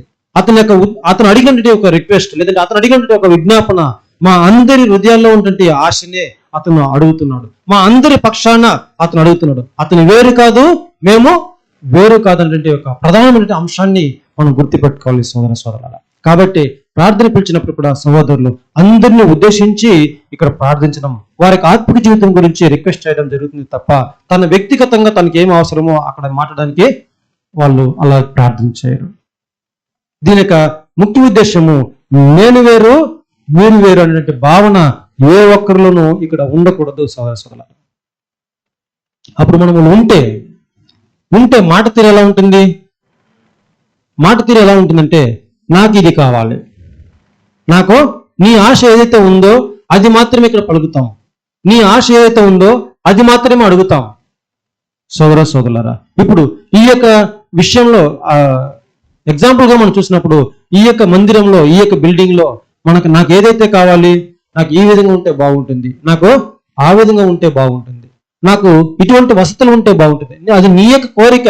బట్ ఎక్లీషియాగా ఉన్నప్పుడు, ప్రతి ఒక్కరిగా ఉన్నప్పుడు అందరి యొక్క భావన ఏదైతే ఉంది, సహోదరుల యొక్క హృదయంలో ఏదైతే ఉంది, వారి యొక్క పరిస్థితి ఏమిటి, వారి యొక్క ఆశ ఏమిటి, వారి యొక్క స్థితి ఏమిటి, అన్ని పరీక్షించుకొని మనం మాట్లాడాల్సి వస్తుంది సోదర సోదరులారా. ఇప్పుడు నేను అనుకుంటున్నాను, నాకు ఒక సుమారు 3 గంటలైనా సరే నేను ఇక్కడే ఉండి దేవుని యొక్క వాక్యాన్ని వినాలనే ఆశ నాకు ఉంది. ఎంతమందికి ఉంది ఇక్కడ? అందరికి ఉందా? అయితే ఆ 3 గంటల సేపు నేను నిలబడి ఇక్కడ మాట్లాడగలనా? లేదా 3 గంటల సేపు మీరు కూర్చొని వినగలరా? వినాలని లేదా? ఉంటుంది సోదర సోదరుల. ఎగ్జాంపుల్ చెప్తున్నాను, మన యొక్క హృదయము అలా ఉంటుంది, కానీ పరిస్థితులు, మనం ప్రతి ఒక్కరి పరిస్థితిని అర్థం చేసుకొని మన యొక్క ఆత్మిక జీవితాన్ని దేవుని సన్నిధికి తీసుకుని వెళ్ళాలి. మన యొక్క అవసరతల్ని, మన యొక్క ప్రార్థన విజ్ఞాపనను దేవుని యొక్క సన్నిధికి తీసుకువెళ్ళాలి. దాని తర్వాత ఇది దేవుని చిత్తమా కాదా అని చెప్పి ఆయనకే విడిచిపెట్టాలి. సోదర సోదరులారా, మనం ప్రార్థన పాయింట్స్కి వెళ్ళడం లేదు. సరే, మనం స్కిప్ చేసుకుని మళ్ళీ అంశానికి వద్దాం. ఇది గిద్యోని దగ్గర చూసినట్టు ఒక ప్రధానమైన అంశం ఏంటంటే, ఎవరిని కూడా ఆయనతో నా వారు కాదు సపరేషన్ చేసి మాట్లాడేటువంటి తీరు అక్కడ లేదనేది మనం స్పష్టంగా గమనించుకున్నాం సోదర సోదరులారా. దాని తర్వాత ఒక సర్వే చేసుకుందాము. గిద్యోనిలో చూసినటువంటి గుణ లక్షణాలను మనం చూస్తున్నాం. ఒకటి, అతనికి ఏమి లేదు, గర్వం అనేది లేదు. దాంతో పాటు దేవునితో పాటు అతను సహవాసం కలిగి పితరుల యొక్క మాటలను ఏ విధంగా ఉండడం లేదా, పితరులు చెప్పించారు కదా ఈ విధంగా జరిగింది, దేవుడు చేశాడని చెప్పి ఆ పితరులు చెప్పినటువంటి ప్రతి ఒక్క మాట కూడా శ్రద్ధగా ఆలకించేటువంటి ఒక మనస్తత్వం ఉంది. దాని తర్వాత ఆ విన్న వాక్యం పట్ల అతనికి విశ్వాసం నమ్మకం పెట్టున్నాడని చెప్పిన విషయాన్ని మనం చూస్తున్నాం సోదర సోదరులారా. దాని తర్వాత ఇప్పుడు మనం ఏ విషయానికి వచ్చాము? గిద్యోను అడిగినట్టు ఒక సూచన కనబరచమని అడిగాడు కదా, ఆ విషయానికి వచ్చినప్పుడు అప్పుడు విశ్వాసం ఉందా లేదా అనేది ప్రశ్నించుకున్నాం. అవునా? ఆ యొక్క విషయంలో కూడా మనం ఆ యొక్క అంశం తెలుసు కాబట్టి స్కిప్ చేసుకుందాం. ఇర్మియా గ్రంథము 2వ అధ్యాయము 6 నుంచి వాక్యం చదవండి. 6 నుంచి. ఐగుప్తు దేశంలో నుండి మమ్మను రప్పించిన యెహోవా ఎక్కడనున్నాడని అరణ్యములో అనగా ఎడారులు గోతులు గల దేశంలో అనావృష్టియు గాఢాంధకారమును కలిగి ఎవరును సంచారమైనను నివాసమైనను చేయని దేశంలో మమ్మను నడిపించిన యెహోవా ఎక్కడ ఉన్నాడని జనులు అడుగుటలేదు. ఇక్కడ చూడండి, వాక్యం మనం గమనించినప్పుడు ఆ వాక్యం అలాగే పెట్టండి బ్రదర్. ఇప్పుడు గిద్యోను ఏమడుగుతున్నాడంటే, ఒకవేళ దేవుడు నాతో పాటు ఉన్నాడా, ఉంటే ఈ యొక్క సూచనను కనపరచం అనేది ఆ అవిశ్వాసానికి ఒక అవిశ్వాస హృదయంలాగా మనకు కనబడినా కూడా దేవుని యొక్క ఉద్దేశం ఏ విధంగా ఉంది అంటే, నన్ను ఎవరైనా ఎక్కడ ఉన్నాడని చెప్పి ప్రశ్నిస్తే, వెతికితే నాకు చాలా సంతోషం. దేవుని యొక్క హృదయాన్ని ఇక్కడ మనం చదువుకుంటాము. ఏం చదువుకున్నాం? దేశంలో అనావృష్టియు యెహోవా ఎక్కడ ఉన్నాడని జనులు అడుగుటలేదు. నన్ను అడుగుటలేదు. గమనించారా? ఇప్పుడు గిద్యోను ఏమడిగాడు? దేవుడు ఎక్కడ మాతో పాటు ఉన్నాడండి. ఇప్పుడు దేవుని యొక్క మనసు ఏమవుతుంది? ఈ విధంగా దేవుడు ఎక్కడ ఉన్నాడని చెప్పి నన్ను ఎవరు వెతికి అడుగుతున్నారు? అదే అక్కడ గిద్యోను చేస్తున్నాడు. దేవుని యొక్క మనసుని ఎరిగి దేవుడు ఎక్కడ ఉన్నాడని చెప్పి వెతికేటట్టు ఒక కోణంలోనే ఈ యొక్క అంశాన్ని దేవదూత ముందు అడుగుతున్నాడు సోదర సోదరులారా. ఈ విధంగా ఎవరైతే అడుగుతారో అట్టి యొక్క హృదయాన్ని దేవుడు కూడా కోరుకుంటాడనే విషయమే ఈ యొక్క వాక్యం మనం అర్థం చేసుకుంటాం సోదర సోదరులారా. కాబట్టి గిద్యోనికి ఆ యొక్క దేవుని పట్ల విశ్వాసం అనేది ఉంది. గిద్దోనికి దేవుని వెతికేటువంటి ఒక ఆరాటము, ఆశ, అక్కర అనేది ఉంది. గిద్దోనికి పితరు చెప్పినటువంటి ఒక ప్రతి ఒక్క మాటల మీద శ్రద్ధగా విని దాని మీద విశ్వాసం ఉంచేటట్టు ఒక స్థిరమైన విశ్వాసం ఉంచుకునే మనసు ఉందని చెప్పి మనము గుర్తిస్తాం సోదర సోదరులారా. ఇప్పుడు ఆయన అడిగిన సూచన చూసినట్టయితే ఏం సూచన?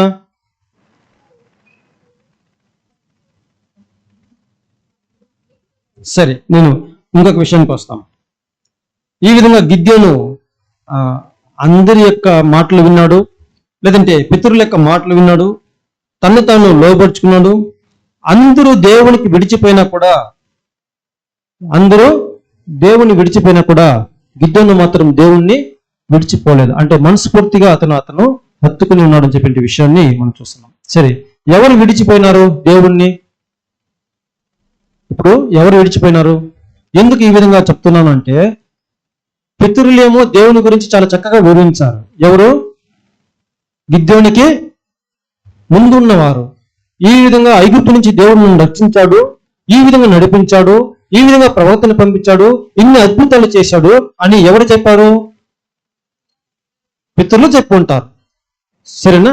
ఆ చెప్పిన వారు ఇప్పుడు ఏమయ్యారు?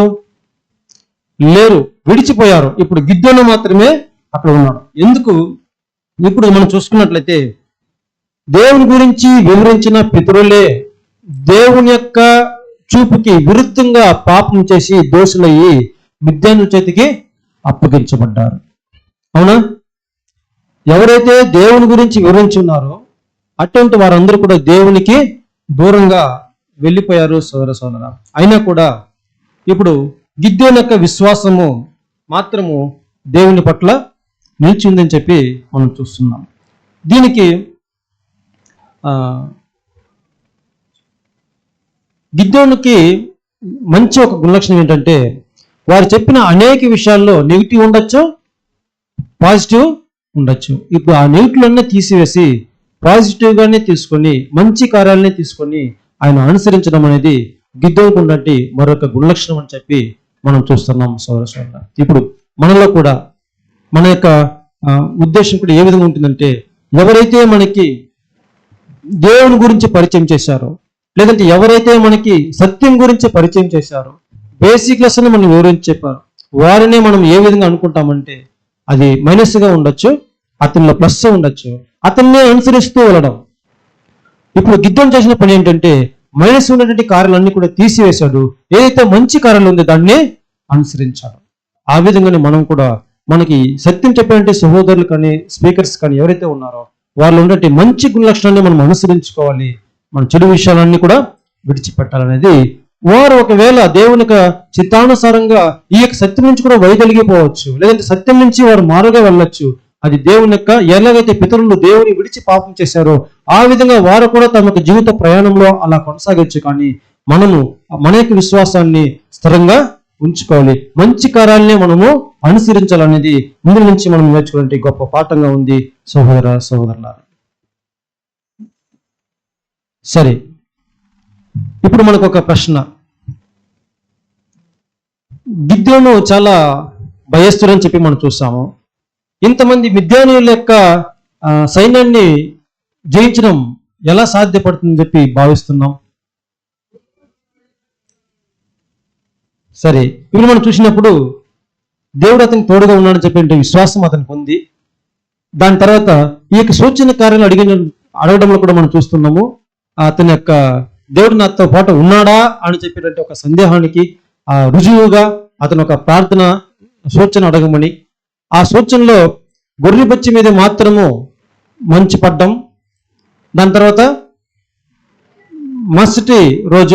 మరుసటి ఒక విజ్ఞాపనలో నేల మీద గొర్రె బొచ్చి మీద పడకుండా నేల మీద మాత్రమే మంచి పడ్డం మనకి దేన్ని తెలియపరుస్తా ఉంది? ఆ గొర్రె బొచ్చి మీద మాత్రం మంచి పడ్డం అనేది ఇప్పుడు ఉన్నటువంటి సహోదర సహోదరులకి సంఘంగా పిలువబడినటువంటి వారికి అందరికీ కూడా ఈ యొక్క మంచి లాంటి పరిశుద్ధాత్మ కుమ్మరించబడి సత్యాన్ని ప్రకటించబడడం జరుగుతుంది. దాని తర్వాత దీని మీద పడదు, ఏంది మీద మంచి గొర్రె బొచ్చి మీద పడదు. దాని తర్వాత ప్రపంచం అంతా భూమి మీద నేల మీద అంటే ప్రపంచం మీద అంతా పడుతుంది అనేది వెయ్యేళ్ల పరిపాలన కాలంలో ఉన్నటువంటి పరిశుద్ధాత్మ కుమ్మరించబడినటువంటి విషయాన్ని కూడా ఈ యొక్క ఛాయగా మనం చూస్తాం సోదర సోదరులారా. ఇప్పుడు గిద్యోను యొక్క వెళ్ళినటువంటి మీరు చెప్పినట్టు గిద్యోను ఒక యుద్ధానికి వెళ్తాడు కదా, సైన్యాన్ని తీసుకుని వెళ్ళి ఆ యొక్క విడిపించడానికి వెళ్తాడు యుద్ధానికి. ఎంతమంది వెళ్ళాడు ఆయన? 32,000 మంది బయలుదేరారు. దాని తర్వాత ఎంతమంది వెళ్ళిపోయారు అక్కడి నుంచి? లెక్క 2 అంతేనా? 22,000 22,000 మంది, 32 నుంచి 22,000 మంది వెళ్ళిపోయారు. అక్కడి నుంచి 22,000 మంది యుద్ధానికి వెళ్ళారా? మళ్ళీ అక్కడి నుంచి వెళ్ళి ఎక్కడికి వెళ్ళిపోయారు? మిగిలిన వారు ఎంతమంది ఉన్నారు? ఇప్పుడు 10 ఉన్నారు. 10 నుంచి ఎంతమంది వెళ్ళిపోయినారు? మళ్ళా 9,700 మంది మాత్రం వెళ్ళిపోయారా? 9,700 మాత్రము వెళ్ళిపోయారు. సూపర్, లెక్కల్లో ఫాస్ట్గా ఉన్నారు. Thank you. మిగిలిన వారు ఎంతమంది? 300 మంది సోదర సోదరులు. ఇప్పుడు చూడండి, ఇది మనం కూడా మనం చూస్తున్నాము. పిలువబడిన వారు అనేకులు, ఏర్పరచుకున్న వారు కొందరు, నమ్మకస్తులు మరి కొందరు. ఆ నమ్మకమైన వారే 300 మందిగా మనం ఇక్కడ ఛాయగా మనకి తెలియపరుస్తా ఉంది సోదర సోదరులు. ఇవన్నీ కూడా మనం చదువుకుంటాం. దాని తర్వాత మనం చూస్తాం ఎఫెసీయులకు రాసిన పత్రిక 5వ అధ్యాయము 10వ వాక్యం చదువుకుందాం. ఎఫెసీ 5:10. కనుక ప్రభువుకి ఏది ప్రీతికరమైనదో దానిని పరీక్షించుచు వెలుగు సంబంధుల వలె నడుచుకొనుడి. ఇప్పుడు గిద్యోను ఏ విధంగా పరీక్షించి తన యొక్క విశ్వాసాన్ని స్థిరపరుచుకున్నాడో అదే విధంగా మనము కూడా ఎవరిని పరీక్షించాలంట? నీ దేవుడి యెహోవాను పరీక్షించి తెలుసుకోవాలా? మనల్ని మనం పరీక్షించుకోవాలి. చూడండి వాక్యము, ప్రభువుకి ఏది ప్రీతికరమైనదో దానిని పరీక్షించుచు. దానిని మీరు పరీక్షించండి. దేవుణ్ణి కాదు మీరు శోధించేది, పరీక్షించేది. ఆయనకి ఏదైతే ప్రీతికరంగా ఉందో దాన్ని మీరు పరీక్షించి తెలుసుకోండి, తప్పు కాదు. మరొక వాక్యం చదువుకుందాం. గలతీయులు 6:4 చదువుదాం. గలతీయులు 6:4. ప్రతి వాడును తాను చేయు పనిని పరీక్షించి చూసుకొనవలెను. అప్పుడు ఇతరుని బట్టి కాక తనను బట్టియే అతనికి అతిశయము కలుగును. చూడండి, ప్రతి వాడు కూడా తాను చేసేటటువంటి పనిని పరీక్షించుకోవాలి. చేసే పనిని ఏ విధంగా పరీక్షించుకోవాలి? ఇందులో దేవునికి ప్రియకరంగా ఉందా? నా యొక్క ప్రయోగం, నా యొక్క సొంత ఆశను మనము వ్యక్తపరుస్తున్నామా? అంటే సొంత కోరిక విధంగా మనం పని చేస్తున్నామా? మన ఇష్టానుసారంగా మనం పని చేస్తున్నామా? దేవుని ఇష్టానుసారంగా ఆయనకి ప్రీతికరంగా మనము పని చేస్తున్నామని చెప్పి ప్రతి ఒక్క పనిని కూడా మీరు పరీక్షించండి సోదర సోదరులారా. గిద్యోను ఏ విధంగా అక్కడ పరీక్షించుకున్నాడో ఆ విధంగా పరీక్షించి మీ యొక్క విశ్వాసాన్ని స్థిరపరచుకునే విషయాన్ని మనం చూస్తున్నాం సోదర సోదరులారా. ఇప్పుడు గిద్యోను ఇక్కడ అన్ని విషయాలను కూడా దేవుని మీద వినయం కలిగి ఉన్నాడు. దాని తర్వాత పితరుల యొక్క మాటలను పై విశ్వాసం ఉంచాడు. దాని తర్వాత దేవునితో పాటు పటిష్టంగా పట్టుకుని ఉన్నాడు. దేవుడు మాతో కూడా ఉన్నాడని చెప్పినట్టు ఆశను ఉంచుకున్నాడు. దాని తర్వాత ఆయన్ను పరీక్షించి తన విశ్వాసాన్ని స్థిరపరచుకున్నాడు. ఈ విధంగా వెళ్ళిన తర్వాత ఆ యొక్క యుద్ధంలో అతను జయం పొందాడు సోదర సోదరులారా. ఇప్పుడు మనమందరూ కూడా ఇదంతా ఇంతవరకు కూడా ఒక భాగంగా మనం చూసాం. ముగించుకుందాం, ముగింపులోకి వచ్చాము అనుకుంటాము. కానీ గిద్యోను యొక్క యుద్ధానికి ముందు ఉన్నటువంటి హృదయ స్థితి ఈ విధంగా ఉన్నది. యుద్ధానికి వెళ్ళి జయించేంత వరకు ఈ విధంగా ఉండింది. ఏ విధంగా? ఎటువంటి గుణ లక్షణం ఉంది? మంచి ఉందా, చెడు ఉండిందా? ఇది మంచి ఉన్నదా, చెడు ఉండిందా? గిద్యోను యొక్క గుణ లక్షణంలో ఇప్పుడు మనం చూసింది మంచా చెడా? మంచిగానే ఉండిందని చెప్పి మనం చూస్తాం. ఇదంతా కూడా యుద్ధానికి ముందు ఉన్నటువంటి హృదయ స్థితి. ఇప్పుడు యుద్ధం తర్వాత అంటే జయం పొందిన తర్వాత తన హృదయం ఏ విధంగా ఉంది అనేది ఒక ప్రశ్న. కంటిన్యూ చేద్దామా, స్టాప్ చేసుకుందామా?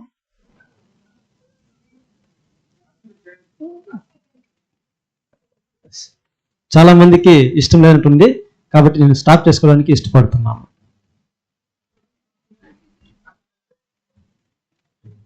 ఇది సరే, కొంతమంది కష్టంగా ఉన్నా ఇంకొక 10 నిమిషాలు టైం ఇస్తే నేను సింపుల్గా ముగించడానికి ప్రయత్నం చేస్తాను.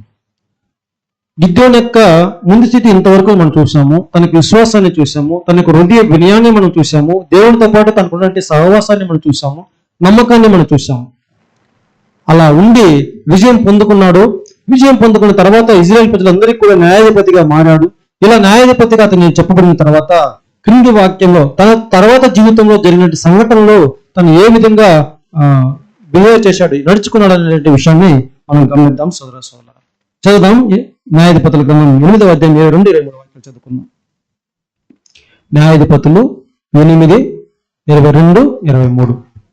అప్పుడు ఇశ్రాయేలీయులు గిద్యోనుతో, నీవు మిద్యానీయుల చేతిలో నుండి మిమ్మును రక్షించితివి గనుక నీవును నీ కుమారుడును నీ కుమారుని కుమారుడును మమ్మును ఏలవలెనని చెప్పిరి.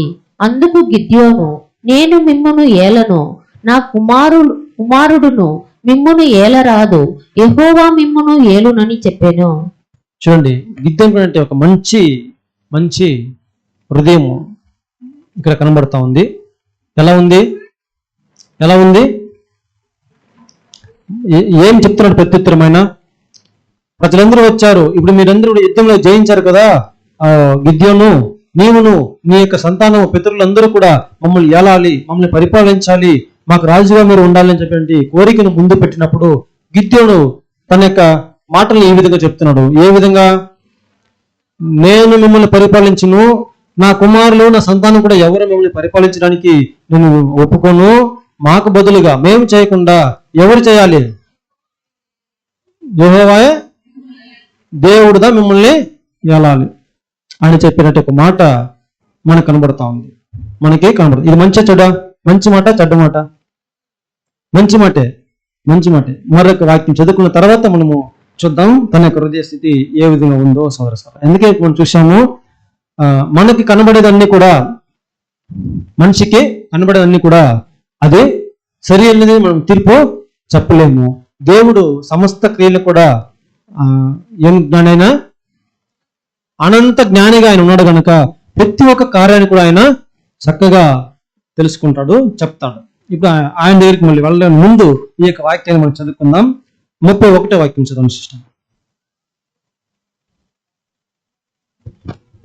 షెకెములోనున్న అతని ఉపపత్నియు అతనికి ఒక కుమారుని కనగా గిద్యోను వానికి అబీమెలెకును పేరు పెట్టెను.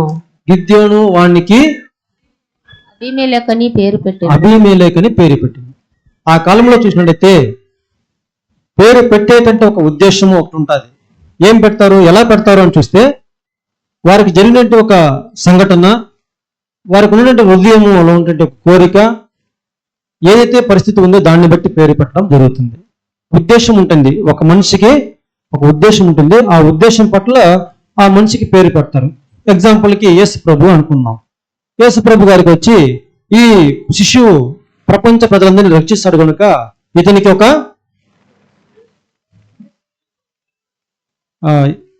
ఇమ్మానుయేలు అని పేరు పెడుతూ అని రక్షిస్తాడు కనుక పేరు పెడతాడు. ఇప్పుడు అలాగా యాకోబు వైఫ్ రిబ్కా వీళ్ళందరూ కూడా నేను దేవుని సారా అబ్రహాం భార్య వీళ్ళందరూ కూడా దేవుని దయ వల్ల నేను పిల్లల కుమారుని దానివల్ల దానికి ఇస్మాయిల్ అని పేరు. ఈ విధంగా ప్రతి ఒక్కటి కూడా ఒక ఉద్దేశం అని పేరు పెడితే దానికి ఒక ఉద్దేశం అనేది ఉంటుంది, అవునా కదా? ఇప్పుడు గిద్యోను పేరు పెట్టాడు. ఏం పేరు పెట్టాడు? అబీమెలెకు అని పేరు పెట్టాడు. అబీమెలెకు అనే పేరుకి అర్థం ఏంటి? అబీమెలెకు అనే పేరుకి అర్థం ఏంటంటే తండ్రి రాజు. ఏదో చెప్తున్నారు అక్కడ అబీమెలెకును చూసినప్పుడు సోదర సోదరులారా, నా తండ్రి రాజు. ఇప్పుడు గిద్యోను యొక్క మనసు ఇక్కడ వ్యక్తపరుస్తా ఉంది, నేను ఎవరు? రాజు. ఆ కుమారునికి పేరు పెడుతున్నాడు నేను రాజు అని చెప్పి. అప్పుడు మాటల్లో అందరి ముందర ఒక మాట చెప్పాడు, ఏంటి? నేను మిమ్మల్ని పరిపాలించను, నేను మిమ్మల్ని ఏలను, నా కుమారులు మీరు పరిపాలించరు, దేవుడు నిన్ను పరిపాలిస్తానని చెప్పిన మాటకి ఇక్కడ పేరు పెట్టిన ఒక ఉద్దేశానికి ఏమైనా పొందుకుందా? ఈ విధంగానే ఉంటారు చాలా మంది సోదరులు.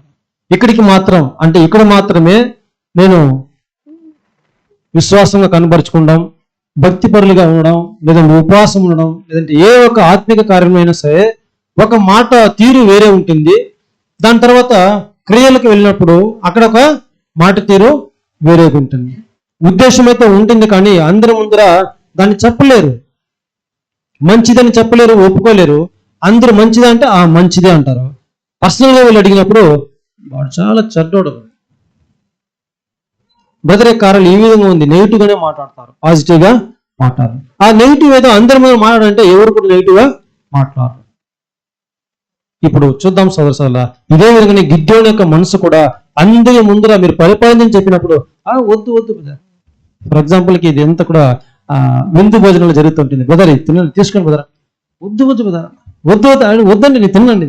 పెట్టేసిన తర్వాత ఆటోమేటిక్ ఇంకోటి కావాలని మనసు ఉంటుంది అనమాట.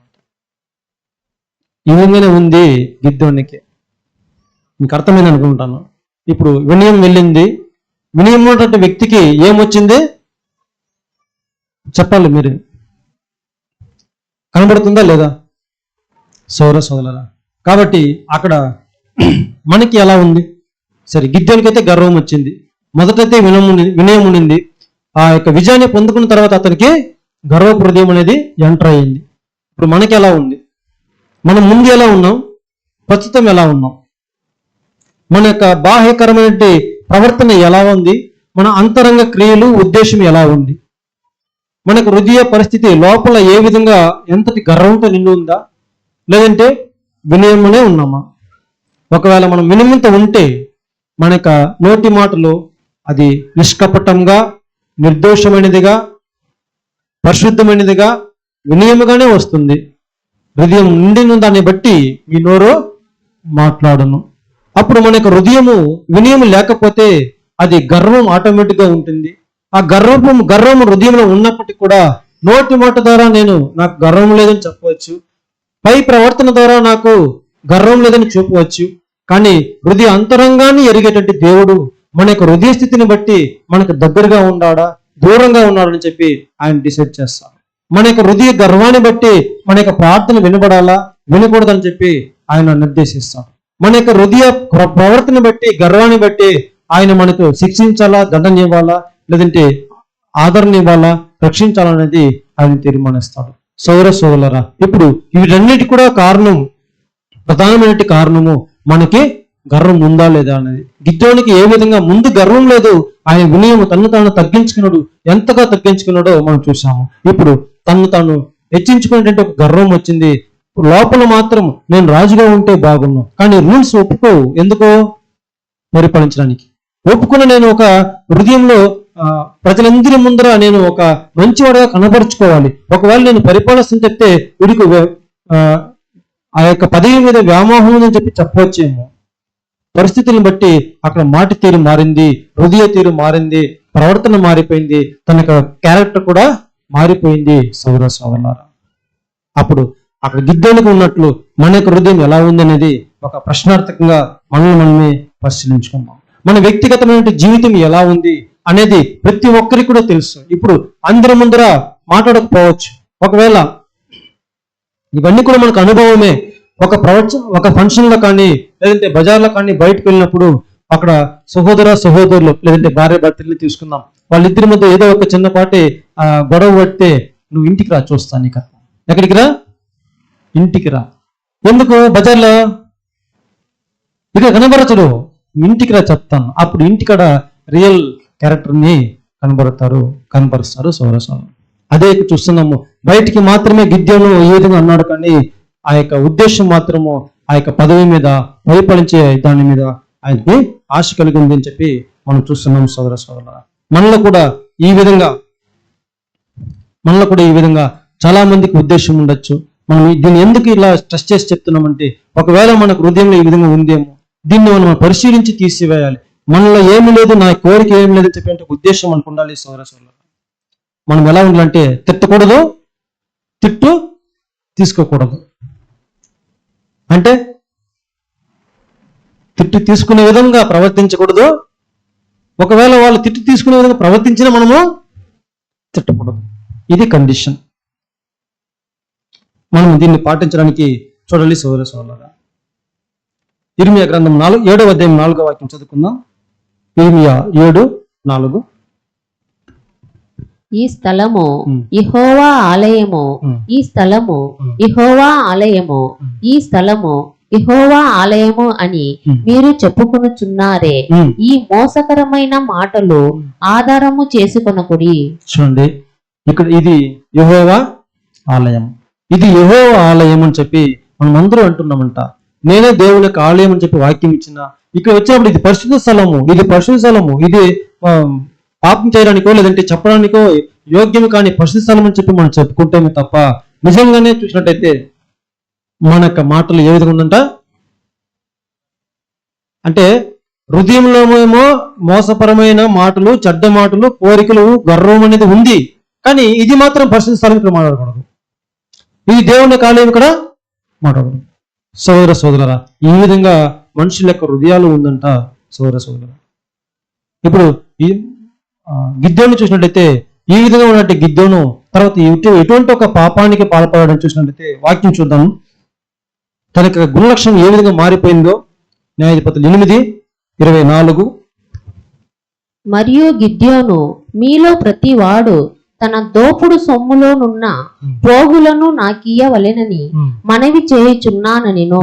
వారు ఇష్మాయేలీయులు గనుక వారికి పోగులుండెను. దాని తర్వాత 27వ వాక్యం చదవండి. కావున ఇశ్రాయేలీయులందరూ అక్కడికి పోయి దానిని అనుసరించి వ్యభిచారులైరి. అది గిద్యోనుకును అతని ఇంటి వారికి ఉరిగా నుండెను. చూడండి సోదర సోదరా, ఇది ఏం చేశారంటే దాని తర్వాత ఎక్కడైతే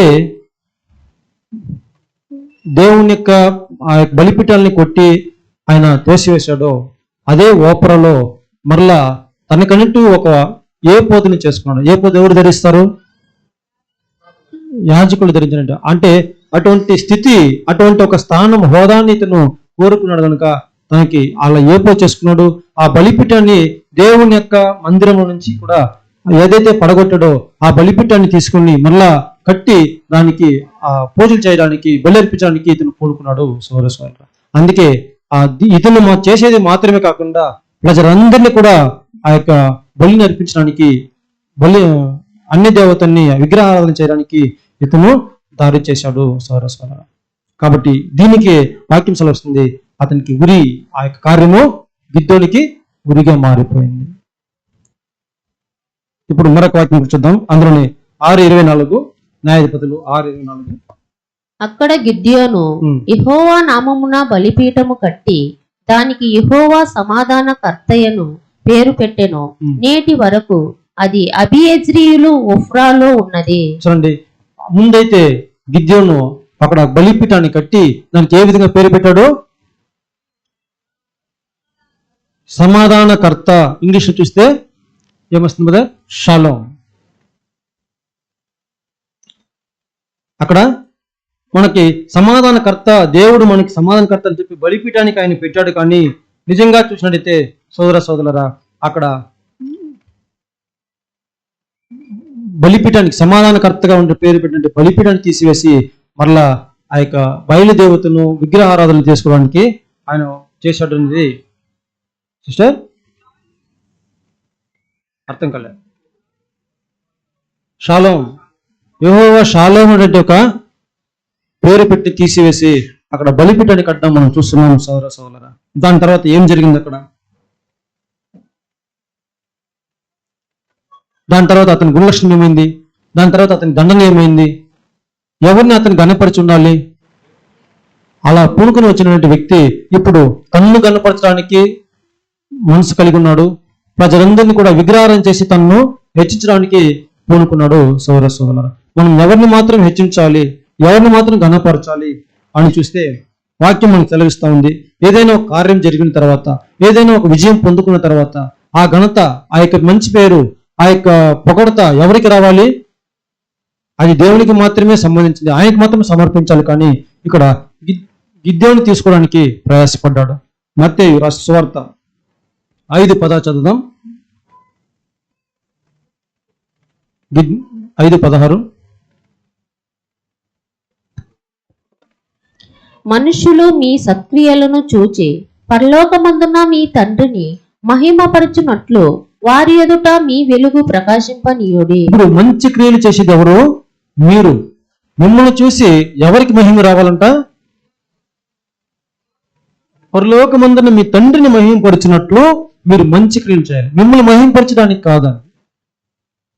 ఇర్మియా గ్రంథము 23:27 చదువుకుందాం.